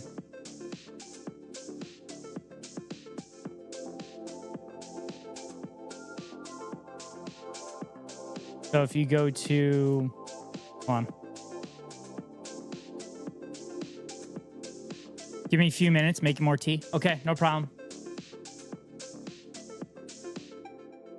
Then we could chat on Discord if you want.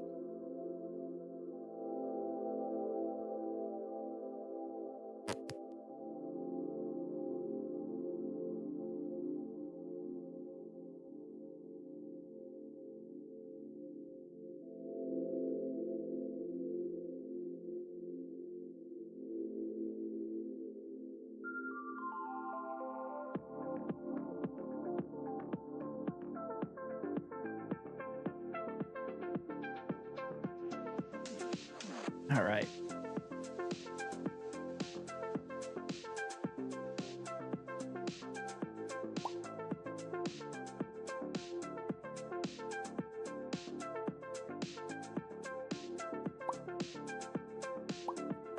I think Kiko would love a stream like this. Just cozy chilling. I think Kiko was in some of the streams where I was playing this game. I started playing it because it was the meta. I'm like, oh, people will come in and watch me. I think it was also during, oh, actually it might have been during like late fall last year. Because I think I remember playing this while the Phillies were playing in the playoffs, which would have been October.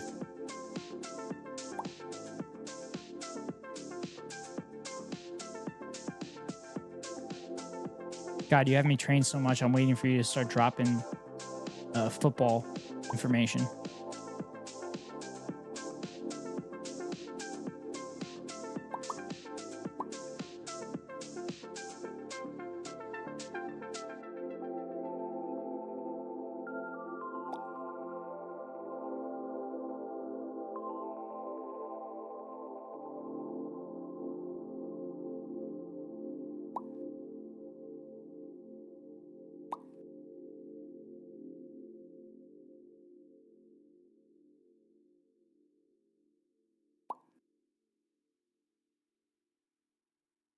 So,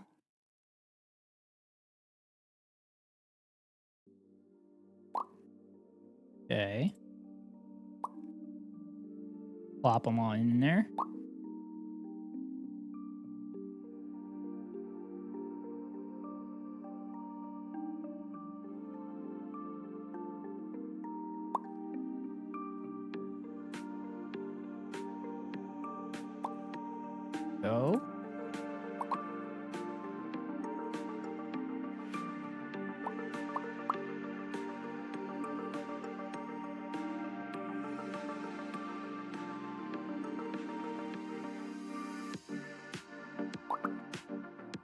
Okay. Sure that. That.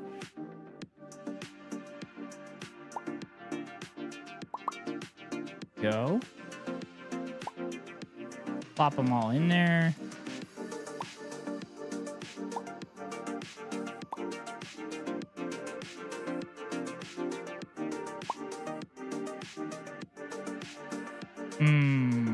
Shit. Shit.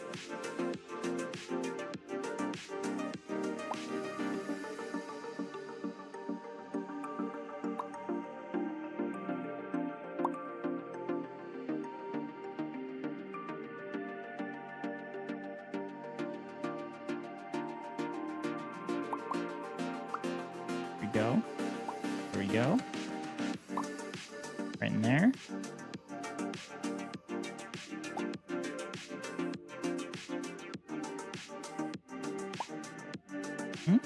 Hmm.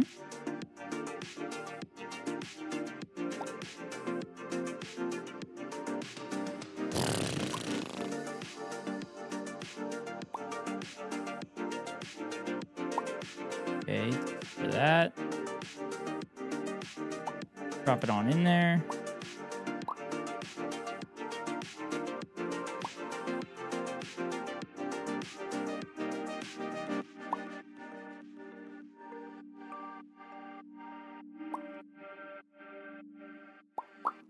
Oh.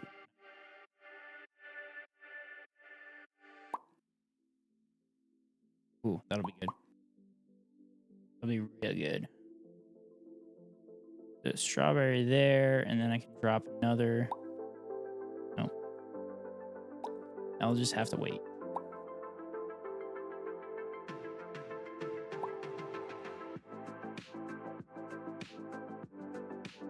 Oh, I screwed that up.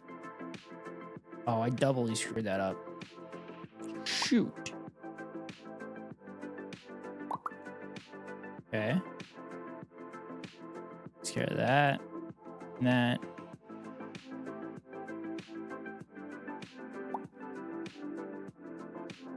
Okay.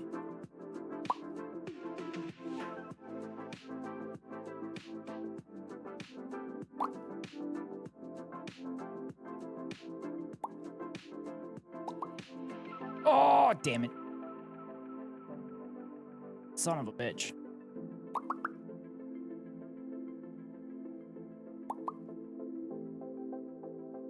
Strawberry there.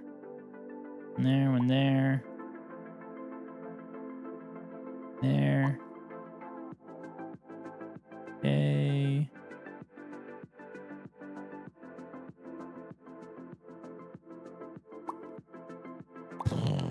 Okay, that takes care of that. Oh, fuck. I should have. Double fuck.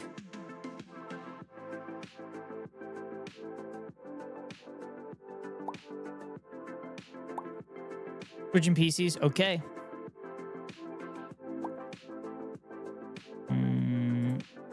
Here. Oh.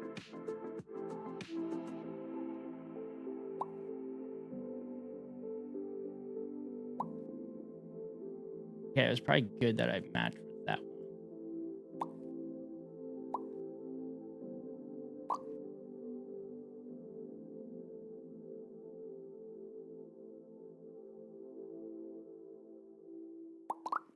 Oh. Go. Here, here, here.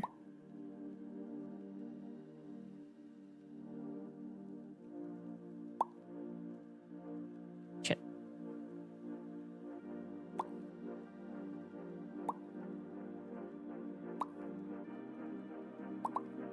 Oh. Got a melon.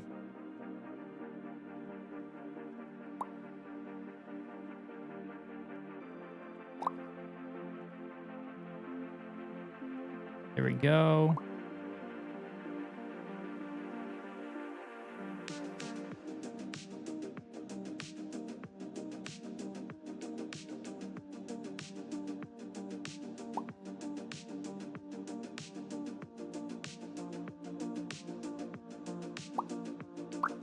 Oh, good one.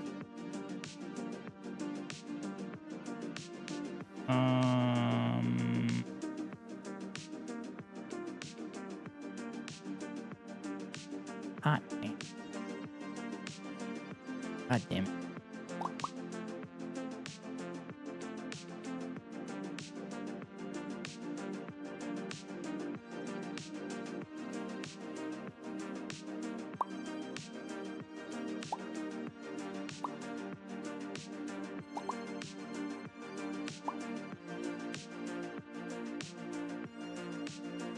Back-to-back cherries. That helps. Ooh.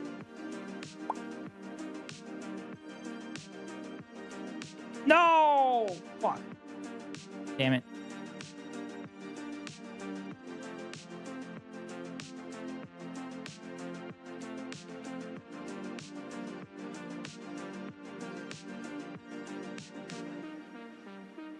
Like, I'm in the,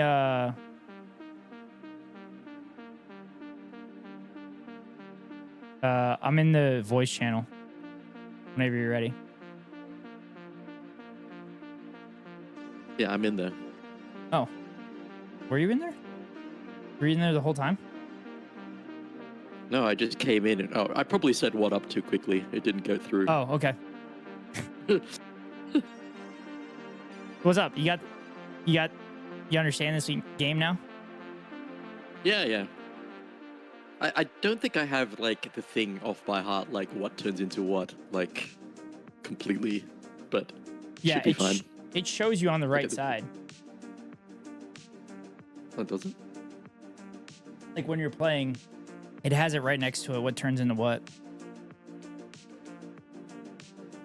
Okay, so you're at Suika.world. Interesting.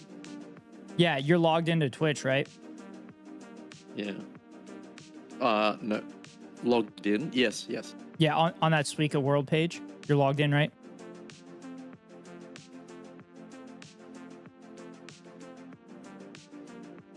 Oh, right. Yeah. No, yes, I get it. Mm-hmm. So, you're going to... Yeah, here we are. All right, I'm going to try two things. So once you're logged into it, I'm going to DM you the link. I think that should send you to the lobby.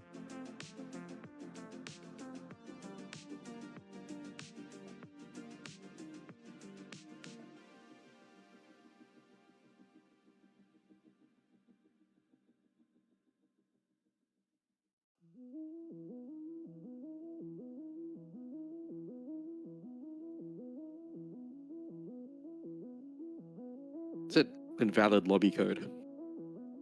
Really? Yeah. Here, I'll send you. Did you just click on the link Yeah. and it just didn't work? No, it didn't work, yeah. Okay, so I'm sending you the lobby code. Oh, this is it. This is the lobby code. That's the link. Should work now. Should pop you in. Yep, connecting. Yay! Oh, shit. Huzzah. Oh, shit. It's going down. All right, so I will warn you. Since it's player versus player, there are rotten fruit in this. Oh, okay. So if you play fast enough, you force your opponent to get rotten fruit. Okay, so you're doing it for like a speed and a point kind of combination. All right. Like speed chess. Okay. All right. Give me a second. I'm getting a phone call. All right.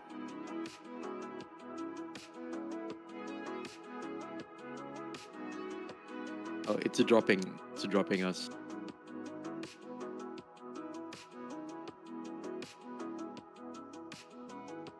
Never mind. My sister just butt dialed me. Okay. Okay. I'm ready to go.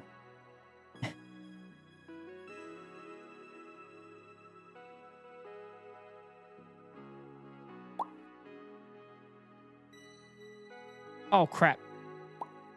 Shit. Oh, no. Oh, no.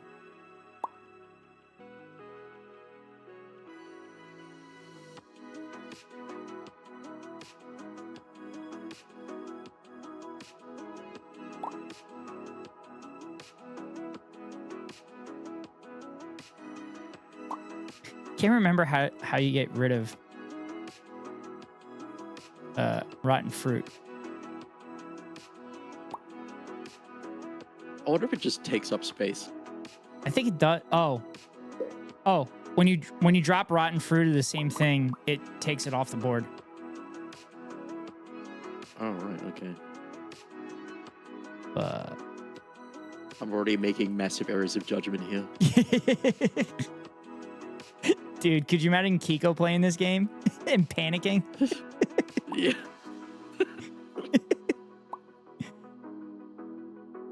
He was on with Krabs earlier. When I was at the airport, I was watching them while I was at the airport.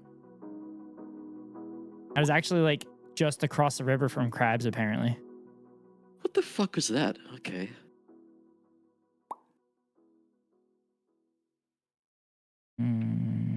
Oh shit. Shit. Oh no.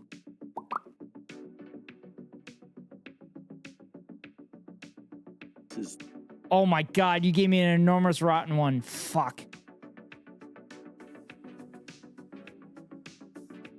What is going on here? I have like fruit dropped in such a way that like it's lifted up. Oh, it's popping them up and shit? Yeah. My shit is getting compacted with all the rotten fruit you're fucking giving me. I gotta stop thinking and just start reacting. Oh, this is the start of my reactionary turn. Oh yeah. This is why I left the left.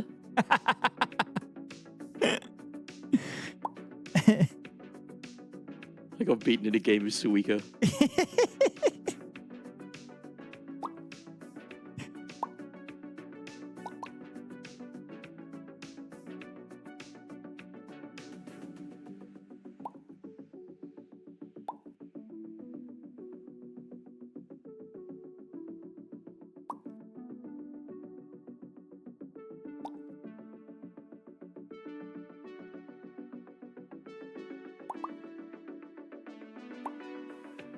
Oh. Okay. Dude, you're whooping my ass right now. I guess it makes sense with the number of rotten fruit that I have.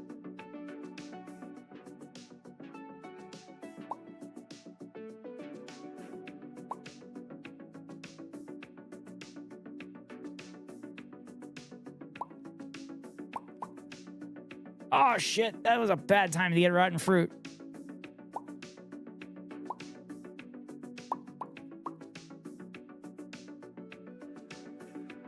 I think I'm in trouble.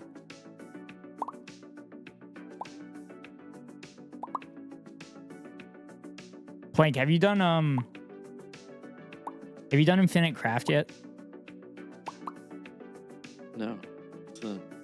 So that's the thing that Kiko's playing in that 9/11 clip. Oh, that was dumb. Damn it, you win. Oh, wrecked.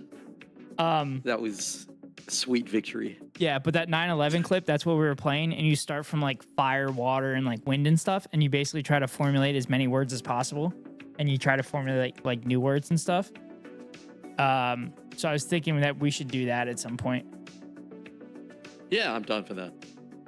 It's So like, what's the relation between that and saying I got 9/11? Like, oh, so we made it a goal to get 9/11, and Kiko would just go off on tangents, and then I would bring him back in that stream, and then he would refocus and then get like really close to it and then tangent off, and then he brought it back to it, and then we literally did it for like an hour and 45 minutes. We were stuck on trying to get 9/11 for like an hour and 45 minutes. So that's why he was so happy to get 9/11.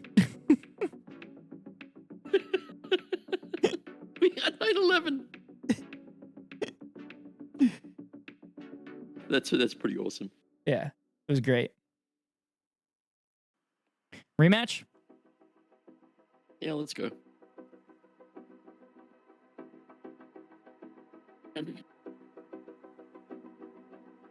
So other folks, how's home? It's good. I see my dad for like a few minutes, and he had stuff that he had to do. But I was gonna start stream like an hour earlier, but he had just gotten home from his fishing trip, so I had to help him bring his shit in. Then I think my mom just got home from work. My brother got home about an hour ago, but I think he has to cook tonight. But we have to go. Brother, What was that? is your brother any good at cooking? Oh yeah, no, he's good. He's cooking at the place that we help kind of run, and I bartended at for a long time. Oh wow, okay. Yeah, so I'm going down there with my dad tonight. You realize that with like no information at all, my brain is already quietly Oh, I know. like at the back of my mind. I know. Like, I know. yeah. Like, You can ask me questions off stream. Just don't do it on stream. sure.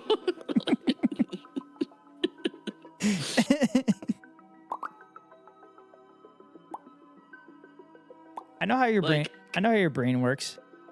Blank. Yeah. Also, dude, Austin mentioned on stream on Mike from PAs that Oregon, the ranked choice voting didn't fucking pass. Yeah, I read that it didn't pass. Like, yeah, I read that. But Austin said anecdotally that he thinks the reason it didn't pass is because people didn't know what the fuck it was. Yeah. He said everybody he talked to like didn't know what it was. So then they were just kind of talking like the failure on the Democratic Party to like not campaign on that shit and not like explain it to people and stuff. But like, Oh my god. That was... I kind of realized that both parties don't want ranked choice voting at all. So why would they advertise it? Because ranked choice voting would mean that they would have to moderate themselves to progressive agenda. Yeah, or actually be held explained accountable. several times. Yeah, like I've explained several times, like on my stream, right? Like I've made the assertion that actually having ranked choice voting and like the preferential system here is probably the biggest mistake that like a political class could ever have made. Yeah. Like it's really a huge mistake for them. Yeah. If they well, it depends on their goal. If their goal is to actually help people, it's great. But like, if their goal is to be like the Democratic and Republican Party in the United States, then ranked choice voting is a very bad idea. Yeah. And, you know, people here still don't understand how that really works. You still get people saying... I had like this guy, a friend of mine who I've known for years, who was watching my stream today, was like, "You're still wasting your vote." And I'm like, no, you're not. What the hell are you talking about? I mean, there's a degree that you can call it a waste, but I don't think that's what you mean exactly. Yeah, so remember how I brought up on stream the arguments against it and saying like it's undemocratic and once you lose your first vote, like you lose your vote in general? Like, no, you're supposed to rank your choices. Like, so that if your first choice doesn't pan out, then your second choice, you get entered into the second choice. Yeah. Like with a regular voting, if your first choice doesn't work out, then your vote gets thrown away. But your vote has a second chance if you voted your priority for someone that didn't get enough for the threshold. If anything, it's more fucking democratic. Yeah. It's like you get to vote more than like you get like a second, third, fourth chance, like however many times. Yeah. And if you only want two chances, you can put two chances.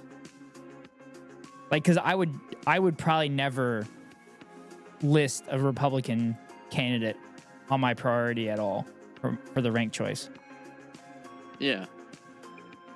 Like I would rank all the I'd other love ones to ahead lose. of. Fuck. I'd rank all the other ones ahead of a Republican choice. Unless they became like a Lincoln Republican, which I don't think that's happening anytime soon. Oh, fuck. I won. Woohoo. Nice. 616. Wow, that was dismal. I was kind of cooking there. I was cooking pretty good. Uno mas. Uno mas. It didn't pass in one state.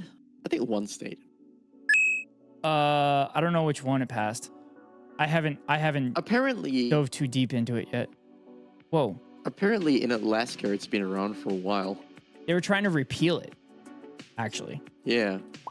But it was basically to prevent the natives from having political power, from what I've read.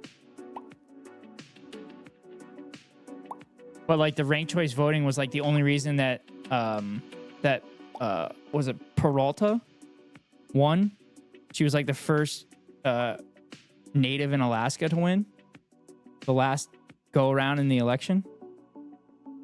And like the only reason she won was because of the ranked choice voting. I think she took down Sarah Palin. Oh, owned.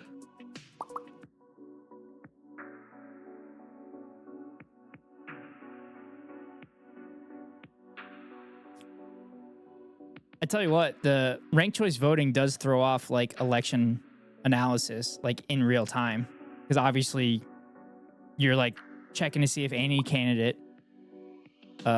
gets over that 50% threshold, but then you also got to figure out if they're going to exceed any of the other thresholds and which one's going to last and everything. But yeah, I mean, this is the thing that excites me about covering like Australian elections, right? It's going to be so complicated for people. Mhm. It's going to be so much fun. Mhm. Because we have this guy, like, you know, you have Kornacki, right? Yeah.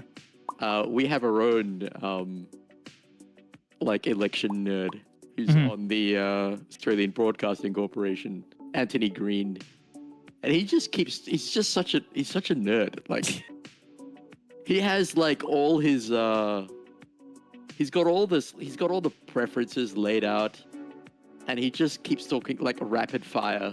Yeah.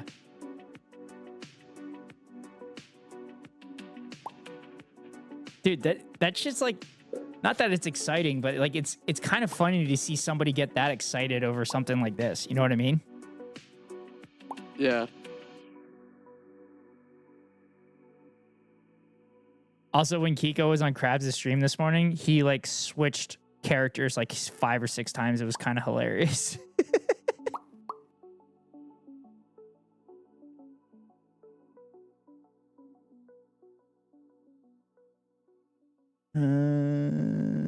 Oh, fuck, you're cooking me here.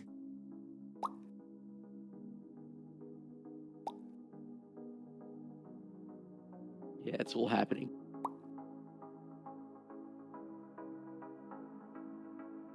Fuck, I'm fucked. I'm in trouble. I'm in trouble. Fucked up here. Oh, no. Oh, wow. You are in trouble. I keep clicking down to my like taskbar.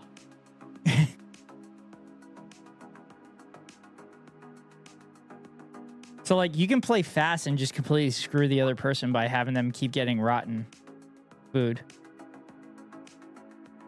Yeah, I mean, I assume that was the objective. Yeah, but then you got to find that fine balance between, like, planning out your drops and fucking over the other person. Because the other thing that happens is if your score is below the other person's and they stack too high, then you can keep going to try to exceed their points. Oh, right. Okay. Yeah. Oh, no. That Oh, puts no. a whole new complexion on things. Oh, no. Oh, God. Oh, God. Oh, God. Oh, my God. Oh, my God. Oh my god. Oh my god. Oh my god. Oh, it's tight. It's tight. Damn it. Son of a bitch. All right, that was fun, Blank. Victory. That was fun. I'm glad we got to play together. Egypt wins. All right, I'm going to wrap it up. What? Are you heading off now? Okay. Yeah, thanks for being in here. I appreciate it, Plank. Assuming you're No heading... worries. That was fun. Yeah. Are you waking up or just heading to bed? I don't know. What time is it? I'm like I'm a polyphasic sleeper. Like I go to bed, like I fall asleep at like 11, then wake up at like 3 Oh, okay. or like 2. Yeah, I And did then that I shit in grad just- school when I was bartending. I would sleep in like 4-hour shifts, which I Yeah. actually felt great. Like on the weekends, I'd sleep in Yeah. 4-hour shifts. Apparently, like polyphasic sleeping is like pretty good. Like it's supposed to be quite good. Yeah, that's... So like I get up and potter around and make tea and just watch people and then go to bed again at around 6. Okay. That makes sense. Well, thanks, Plank. Appreciate you being in here. No worries. Ooh, I hanging hope you get your stuff sorted out. Yeah, Enjoy your folk stream. I don't know what's that place famous for. I had a pen pal from that state. When I was really? in primary school, we had a pen pal program, and I was like, wow, I wonder if it's like, because when you're a child, it's all New York and California. Mhm. So, and then we got Pennsylvania. What the hell is that? Pennsylvania, Pennsyltucky, brother. What the fuck is Yeah, I'm trying to Pennsylvania? think of what. That's great. Yeah, what's it famous for? Like, I'm trying to think of like. Pennsylvania is the second state. Philadelphia. Yeah. Philadelphia was the original capital. Yeah. Was the original capital? Yeah. Yeah. Yeah. And George thinking, Washington like, in used to food rotate his terms. slaves so he wouldn't have to free them. I don't know if you knew that the one. cheesesteak. Yeah, the cheesesteaks in Philly. Cheesesteaks, crab fries. Pierogies as Crab well. Fries. That's decadent. Yeah, Pierogies. Those are Polish. pierogies are some kind of Eastern European, but I'm Ukrainian, so It's we eat Polish. those. We make those. Yeah, there's all those countries. Yeah, they all have a version of pierogies. Yeah. Our version's the best though. Screw all the others. What, Ukrainians? Yeah. Ukrainians are the best. Yeah, it's like a cheese and potato mix for Yeah, what we make. yeah. Yeah, the church we go to, they have like old people sitting there pinching them and then they sell them. You know, just exploiting labor to pay for the church. Which I realized it now at my age.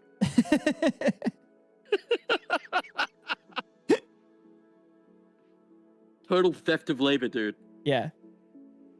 Hey, Yeah. whatever. It gives old people something to do so they're not sitting there watching Fox News and getting radicalized. Oh yeah, definitely. It's much better than that. Yeah. So I think they sit there for like 5-6 hours or something like They're that. getting radicalized in the other direction. Yeah.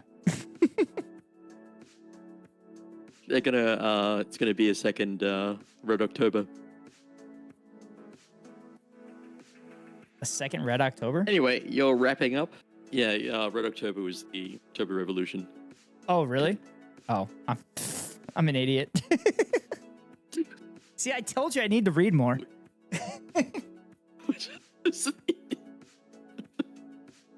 I just have general ideas of dates and like time periods and shit like that. I don't have like exactness. But I do have that book on my Kindle that you recommended to me. Which one was that? The Vertigo one. Oh yeah, yeah. I did like a whole. I don't think you're in my Discord, but I'll post it into yours. I did a general book club series of recommendations, Oh, really? which yeah, I mean, I selected 4 books, which I think are important are more relevant for understanding the modern world and Mhm. like the dynamics of geopolitics, Mhm. and they're not too heavy. So you could probably get through most of them quite quickly, although the Global Minotaur by Yanis Varoufakis is kind of long. Mm-hmm. But you did a minor in economics. So you Yes. probably can just skip out on the Varoufakis stuff because 2 of them are his books. Well, one of them is speaking to my daughter about the economy, right? Which is actually a really good primer for people to understand like economics, which is necessary to understand the way the world works, right? And I don't know if anybody's listening. This is mostly for the benefit of chat. The other one is the Global Minotaur, which is to understand how things like the IMF and the World Bank work and the influence and what private interests are involved in that. Centering on Greece, the Greek financial crisis is an example. This is exactly what they do to all sorts of countries like around the world. This is how they place entire countries in debt. Yeah. And private interests take over. So the Global Minotaur is good for anybody, even if you are familiar with economics. Okay. I'll put it on my list. There's Vertigo. Yeah. Then there's Vertigo and what was the other one that I had in here?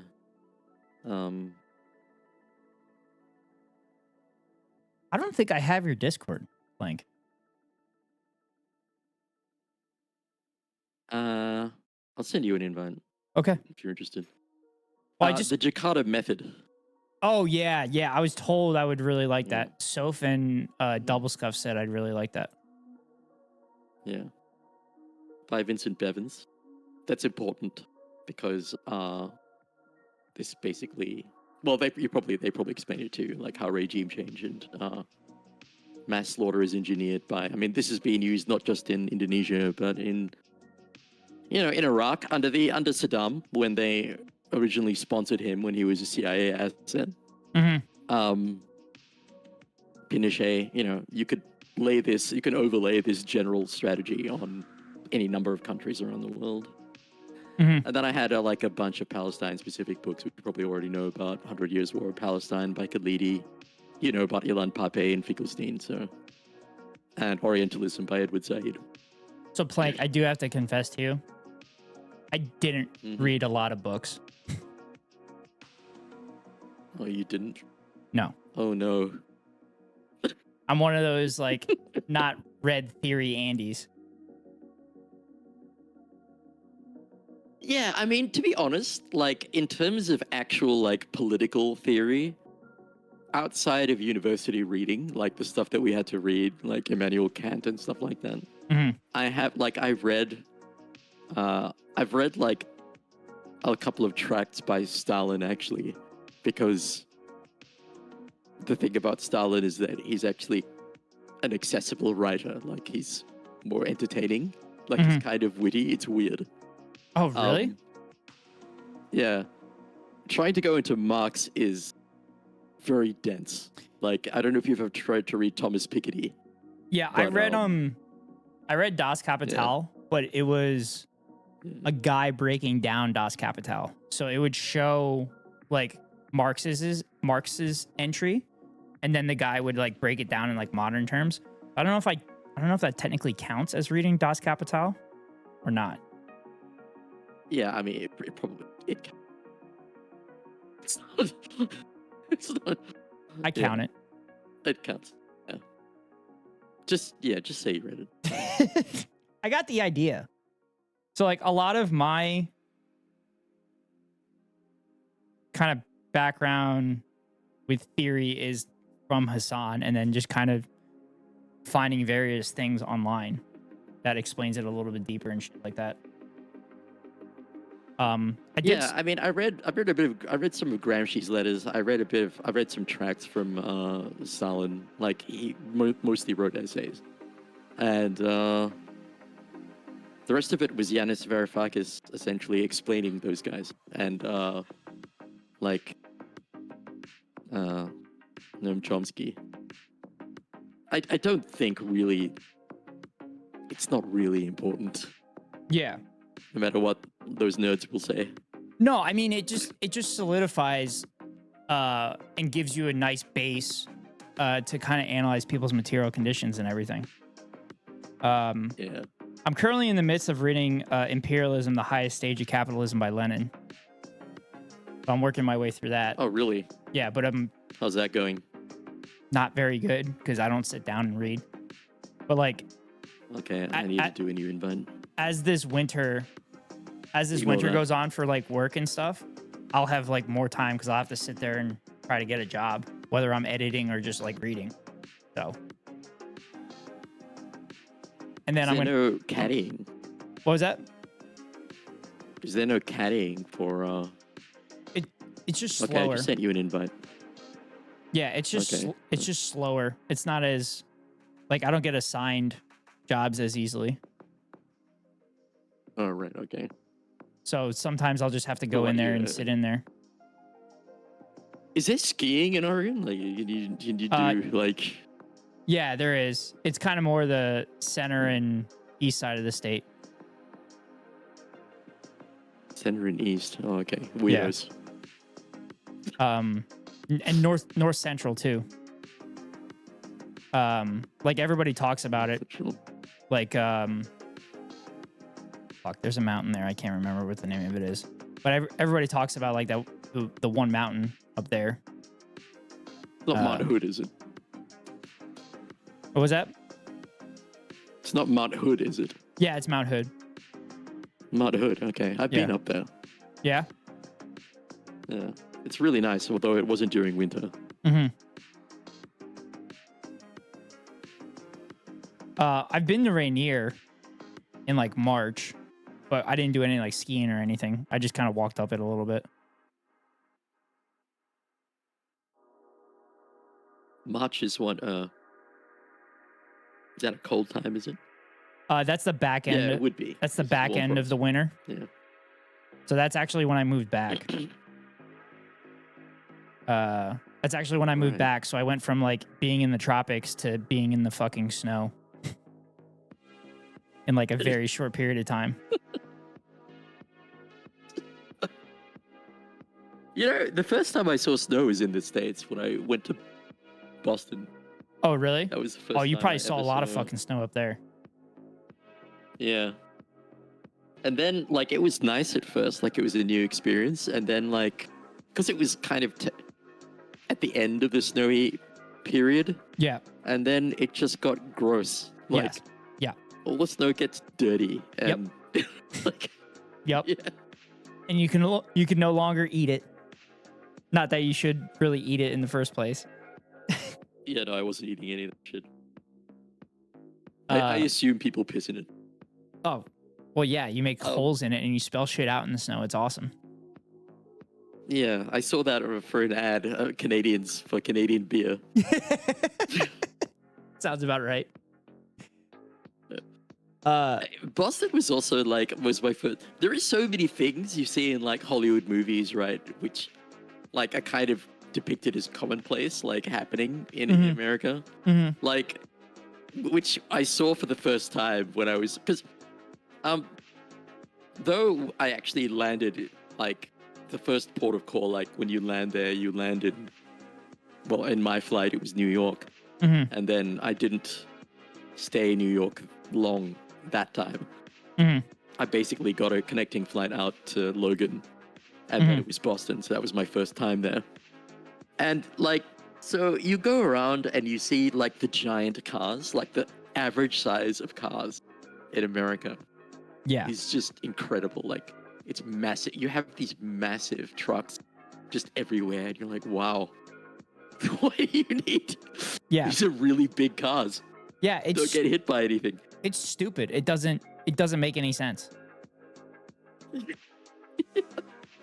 And like, what else was there? The steam coming out of the like vents. Like, I remember watching Teenage Mutant Ninja Turtles. You know, when I was a kid, they come out of the vents and there's like steam coming out of the vents, and it's like, wow, there's steam coming out of those vents. That's amazing. I feel this is very filmic. This is what I felt like. Yeah. And then eating in a diner. With, like, and they like I'd like a lobster. I ordered a lobster omelet, which is like some insanely low price. Yeah.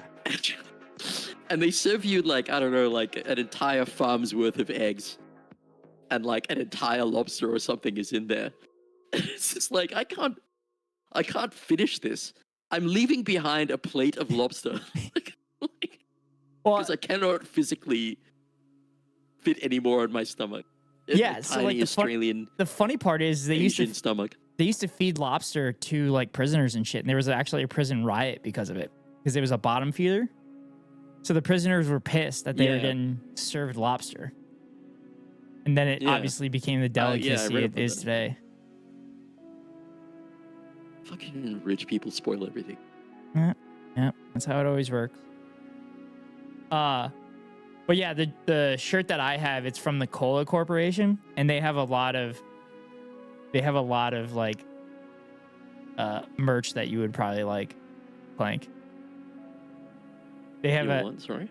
they have a hat called a Carter hat. I know you had a bad experience with Carter, but it's just a guillotine on it. Yeah. That is a cool like bit of design, I'll have to say. Here, I'll send you A bit I'll send you the link. maybe slightly overdone, considering that Jacobin has that on their cover quite regularly. Oh, really? Hassan's latest merch has it on the back. His No More Presidents shirt. Oh wow. No more presidents. Yeah. No More Presidents, and then it has a guillotine in front of the White House. Kind of hilarious. This is what the United States has essentially done. Like, I mean, with the amount of powers that it's been decided that the president has, again, under Bush, like, you basically elect a king every 4 years. Oh yeah. And the funny part is like, Yeah. is if any Democrat did that, Republicans would be shitting themselves. But every time there's a Republican in there, they're claiming that the president has all Oh yeah, they're encompassing doing all powers. sorts of stuff. Yeah, I mean, the Republicans, they know how to wield power. Like, they just do the thing. Yeah. They do the damn thing. Mm-hmm. That's what FDR did. FDR was the fucking goat. He would just pass shit, and then he dared the courts to strike it down and said, "Oh, you're gonna strike it down? Interesting. Well, I'm gonna appoint 4 more Supreme Court justices." They fell in line real quick. Yeah. Yeah, I mean, Failed state. That Wow. time at that time too, though, something had to be done. That's why, like, FDR, he threw so many policies at the wall and just was hoping something would stick. And like, there's a couple like really, really good policies that came out of it. Now there's a couple that were really, really bad policies, and obviously very racist policies, because the Democratic Party at that time was made up. So there was basically 4 parties at that time. There was liberal Democrats, conservative Democrats, liberal Republicans, and conservative Republicans. So there was like 4 parties in essence. But the Democrats were like super majorities in the House and the Senate, and then obviously one that kept winning the presidency. And FDR won fucking 4 terms. But like I said, he almost didn't run his 3rd term No. because the Democratic Party wasn't going to let him be as progressive as he had been and choose. And basically, he wanted to choose Henry Wallace as his VP, and the DNC was not going to let him do that, which was bullshit because Henry Wallace was awesome. That was during the time of like Tammany Hall and stuff, right? They had a lot of influence. Yeah, I believe so. But FDR came out of New York. FDR was legitimately a class traitor. Oh, was he? Okay. Yeah. Yeah, I'm FDR. I'm not familiar with his background. Yeah, FDR was very, very rich. But a lot of people I'm say guessing after 4 terms of FDR. so. He died a month into his Sorry. 4th term. 4th term, yeah. Yeah. So he didn't get the full 4th term in, which I've talked about before on stream, where he wanted to pass a 2nd Bill of Rights, which would have included health care for everybody, education for everybody, comfortable housing for everybody, and a guaranteed job for everybody. But obviously he passed away, and then Truman took over, and Truman and him didn't really get along, but he chose Truman for his 4th term to ensure that he retained the conservative Democrats' votes for the policies that he wanted to pass. So which faction was FDR from? He was a New York governor. So he was a. So was he a liberal or a conservative Democrat? I think he was a liberal Democrat. He had to have been. But a lot of people say that his wife had most of the influence on his policies because his wife was a socialist / communist. His wife was fucking awesome. Oh, sick. Yeah. Oh, Labyrinth Master! Thank you for the subscription. Using your Prime. Give me that Daddy Bezos money. Thank you, Labyrinth. But yeah, I'll probably do a video on it at some point. Hell yeah, women. You're damn right, Potato. You're damn right. Also, Eleanor is like strong rumors that she was very into women. Who? Truman. No, Eleanor Roosevelt. Eleanor Roosevelt. Yeah, FDR's wife. But FDR cheated on her a lot I've too. heard something about that before. Yeah. Well, That would have been. Can you imagine, like the parties they would have had in the house? Well, it's a joke. It's a joke in Wedding Crashers. Like the grandma keeps saying that Eleanor Roosevelt was a carpet muncher. Just got back from supper. Nice, Labyrinth. Huge sleigh before her time for sure. Yeah, she was fucking dope. But she wasn't the first heavily influential first lady. Woodrow Wilson's wife was basically the president for an extended period of time when Woodrow Wilson was like in a coma. So she would go into the bedroom and be like, "Oh, this is what he said," but like he was in a coma. So she was basically the president. That's awesome. Yeah. Now Woodrow Wilson was. It's incredible. Like, I wonder if she was responsible for everything good. Like when he gets up. This is not true. I doubt it was true, but like it would have been funny if she was responsible for the League of Nations. So she like comes out and he goes, "Here's a plan for an international like committee of nations. It's my husband told me. He laid it all out here. It's on this sheet of paper." Yeah. Ma'am, he's in a coma. It's like... That would be funny as fuck. I don't know the time period when exactly it happened. I kind of want to look that up. When exactly that was, but it was, yeah. When I learned that one, I was fucking dying. Like, how dumb were they back then? That is awesome. That they were like, oh, she must be telling the truth. Well, I guess people didn't believe people lied that much back then, too. Or maybe they were just super different. Like, I can't imagine that. I mean, what is Joe Biden like capable of doing now? Like, he's just like, "Oh, folks, I gotta jack. It's tell Netanyahu, fuck, no," and then he just falls asleep on the spot. I know this probably isn't a popular opinion, but I do think that most times, I think Biden is relatively sharp. Because there's times where he's like really, really sharp. But then, like they actually said, I do think there's times where he's just kind of losing it, sunsetting, as they call it. And people with that have experienced Alzheimer's, that's pretty much what happened. But yeah, it is what it is. I mean, those periods of lucidity, like I've read that they can be quite intimate. So like, it's just like aides around the clock, just watching him, and then when he starts speaking lucidly, everybody's like furiously scribbling down notes or something he says, and then suddenly he goes off on a tangent. It's like, and then exactly what I want to do during the next budget meeting. Give me my pad. Also, the New York Times started talking like glowingly of Donald Trump. Once again, the New York Times fucking bowing to power. They're talking glowingly of his like speech patterns and everything. I'm like, have you listened to anything he fucking said? He sounds worse than Biden most of the time. I need to quit almost joining the VC in your thing. God damn it, Rosie. It's gonna be a bumpy ride, folks. Yep.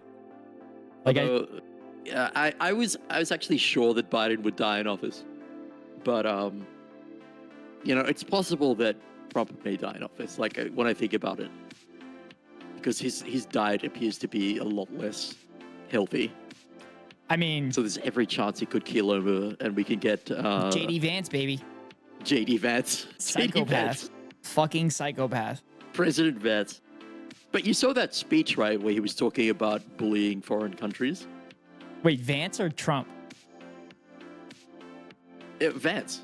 Oh, really? Oh, God. There's this speech going around where he was talking about how we need to stop. He praised China, like he was like, it builds bridges in schools, and we just bully and condescend. Whoa. And it's like this remarkable speech. Whoa. JD And it's Vance just like, based? imagine if he's secretly based. Yeah. No, he's not. He's a Peter Thiel blood boy. Peter Thiel would never approve of that. Dude, I cannot wait. I mean, up to that, like immediately he was brought into a room probably and just beaten with socks. I am soap in them. I am so excited for the Department of Transportation Secretary, Elon Musk. Oh, that's going to be excellent. Oh my God, it's going to be incredible. Like, we complain about Pete Buttigieg. Elon Musk is going to be pristine. It's going to be so bad. And then RFK is going to be running the fucking health departments and shit. Kids aren't going to be vaccinated. We're going to get, like, Hassan talked about this on stream. We're going to get, like, Black Plague again and measles and shit and polio. Listen, I'm tired of shit. It has been happening. No problem, Rosie. I like busting your balls because I can. What happened? She's been like almost accidentally jumping into the voice channel when we're in here. Oh, right. Yeah.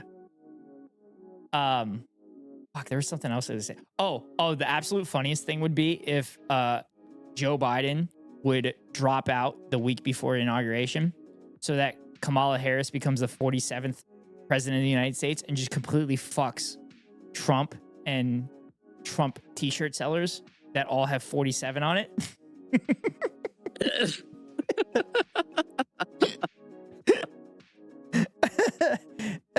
Or if he just dies at the inauguration. I would really like, with the number of like incredibly old people. I will not wish death on somebody.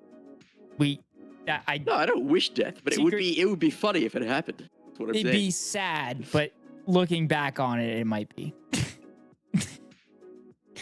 Listen, I see friends in the VC, my brain goes, ooh, let me go sit there. Rosie. Why don't you come in, Rosie? Like, I don't know. You're invited. Yeah, you can come in, Rosie. I don't know how much longer I'm going to be on, but. Because I said like. I'm trying to find this speech. I said like 30 minutes ago I was going to get off. I'm glad I switched over to just chatting. Dude, like, this conversation, I'm sure has like not opened your eyes, but like gave you an idea of the videos that I want to do for my YouTube channel for like the history we're not taught. Like, there's so much fascinating shit and crazy shit that happened. Yeah. Yeah, there's a lot of crazy shit. In fact, I might have some suggestions. Oh yeah? I might be interested in that, but I'll put it on my long list. When I remember on your long list, yeah. I do have a long list. Here's an excerpt of that speech, by the way.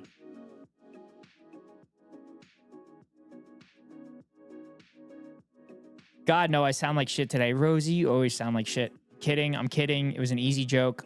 I'm kidding. An easy joke. I love you, Rosie.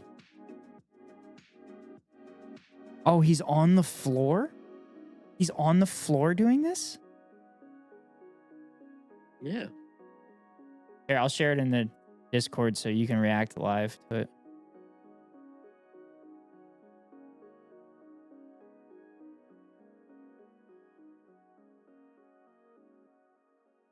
Mm-hmm.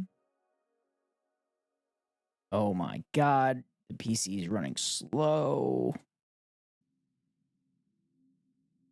Hopefully I'm not dropping frames. 'Cause I'm technically streaming twice right now. Oh my god, I'm losing frames. I'm losing frames. I'm losing frames. Oh shit. Oh shit. Oh shit.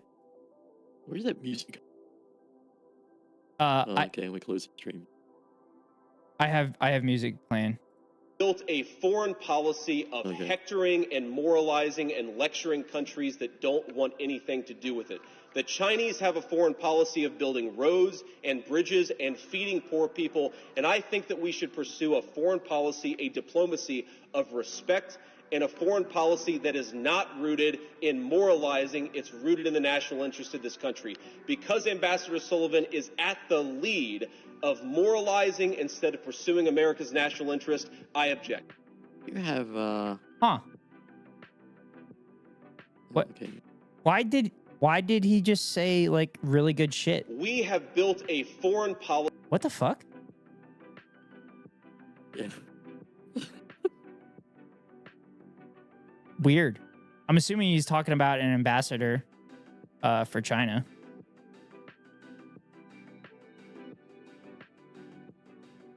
And he's objecting to the ambassador for China.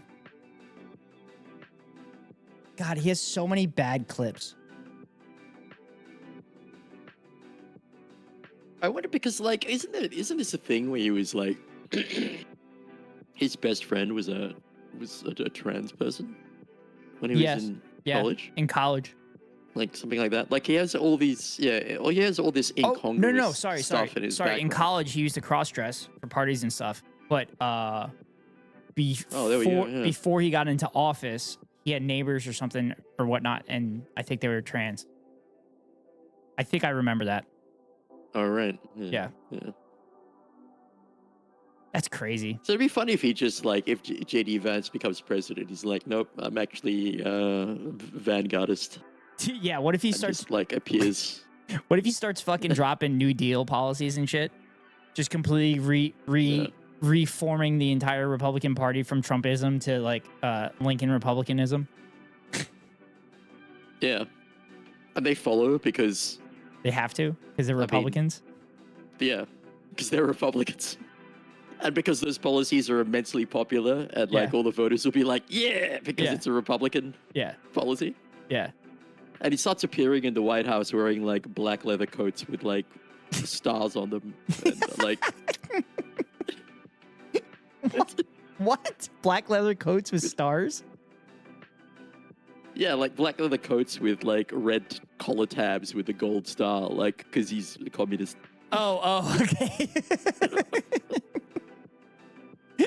Okay. I think that would go a little too far. I don't think he would do that, but that would be funny as fuck.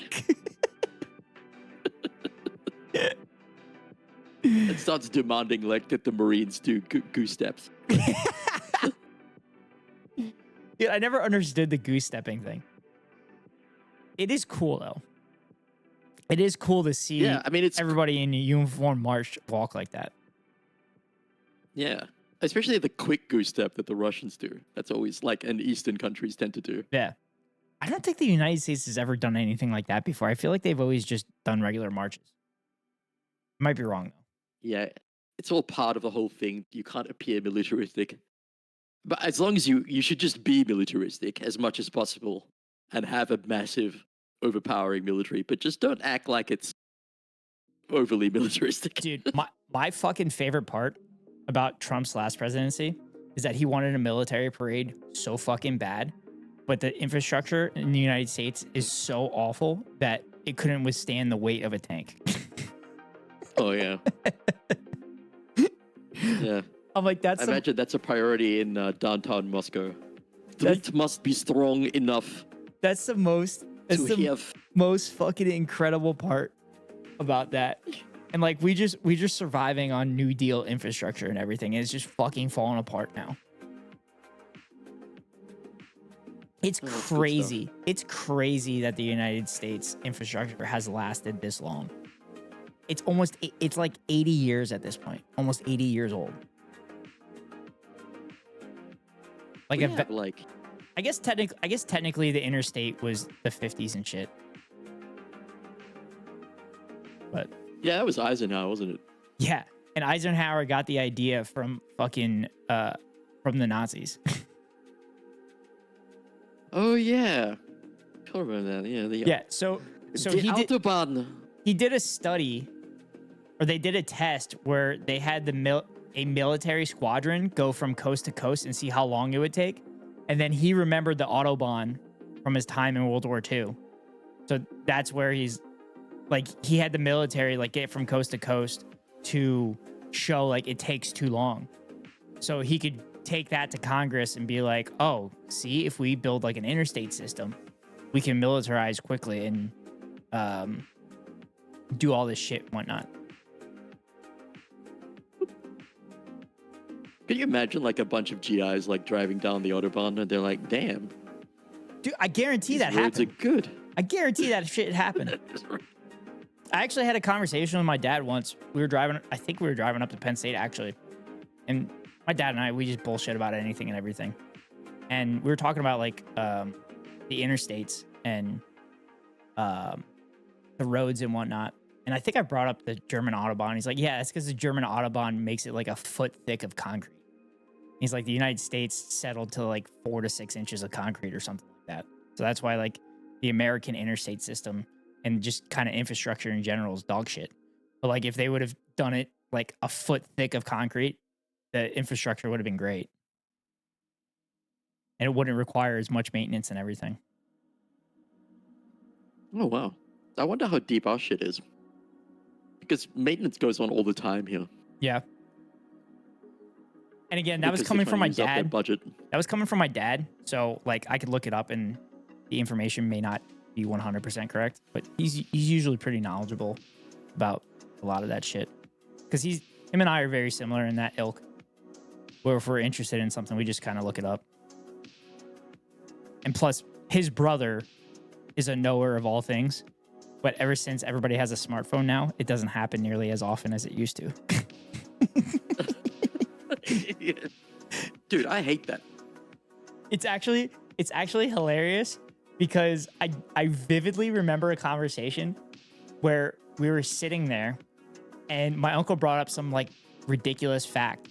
And my dad just lost it and he goes, what the fuck? This is bullshit. Nobody can fucking look this up to verify if he's correct or not. This is fucking bullshit. He does this shit all the time. He does this all the time. Nobody can verify if it's correct or not.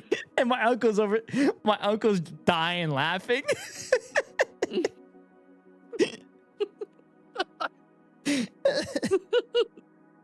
Oh.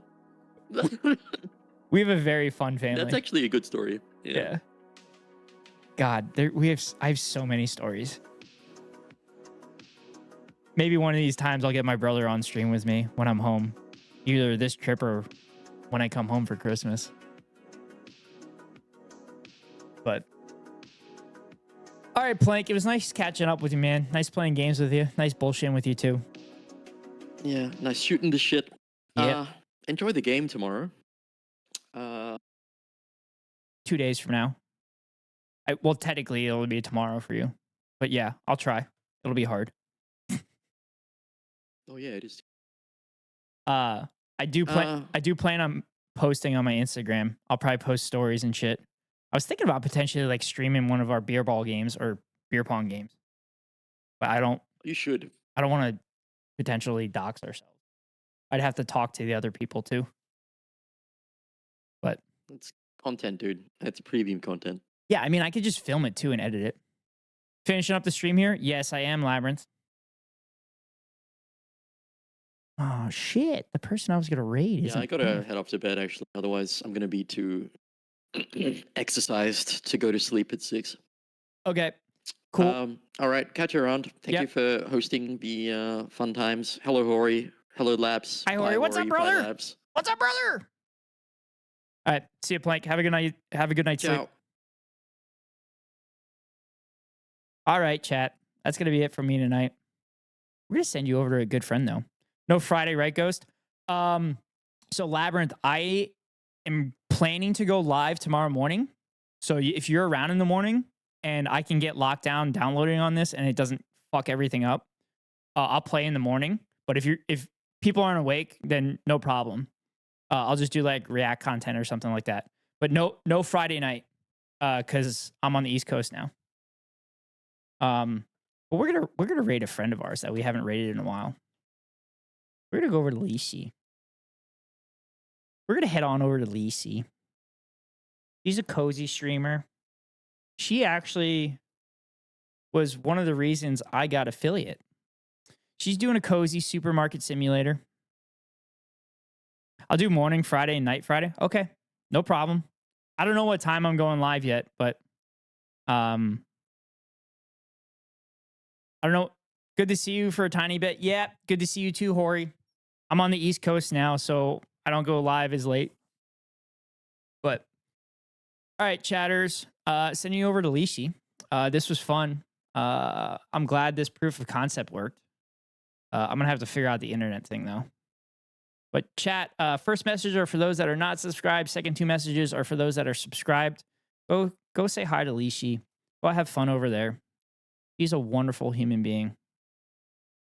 Wonderful human being, wonderful person. Hilarious streamer at times.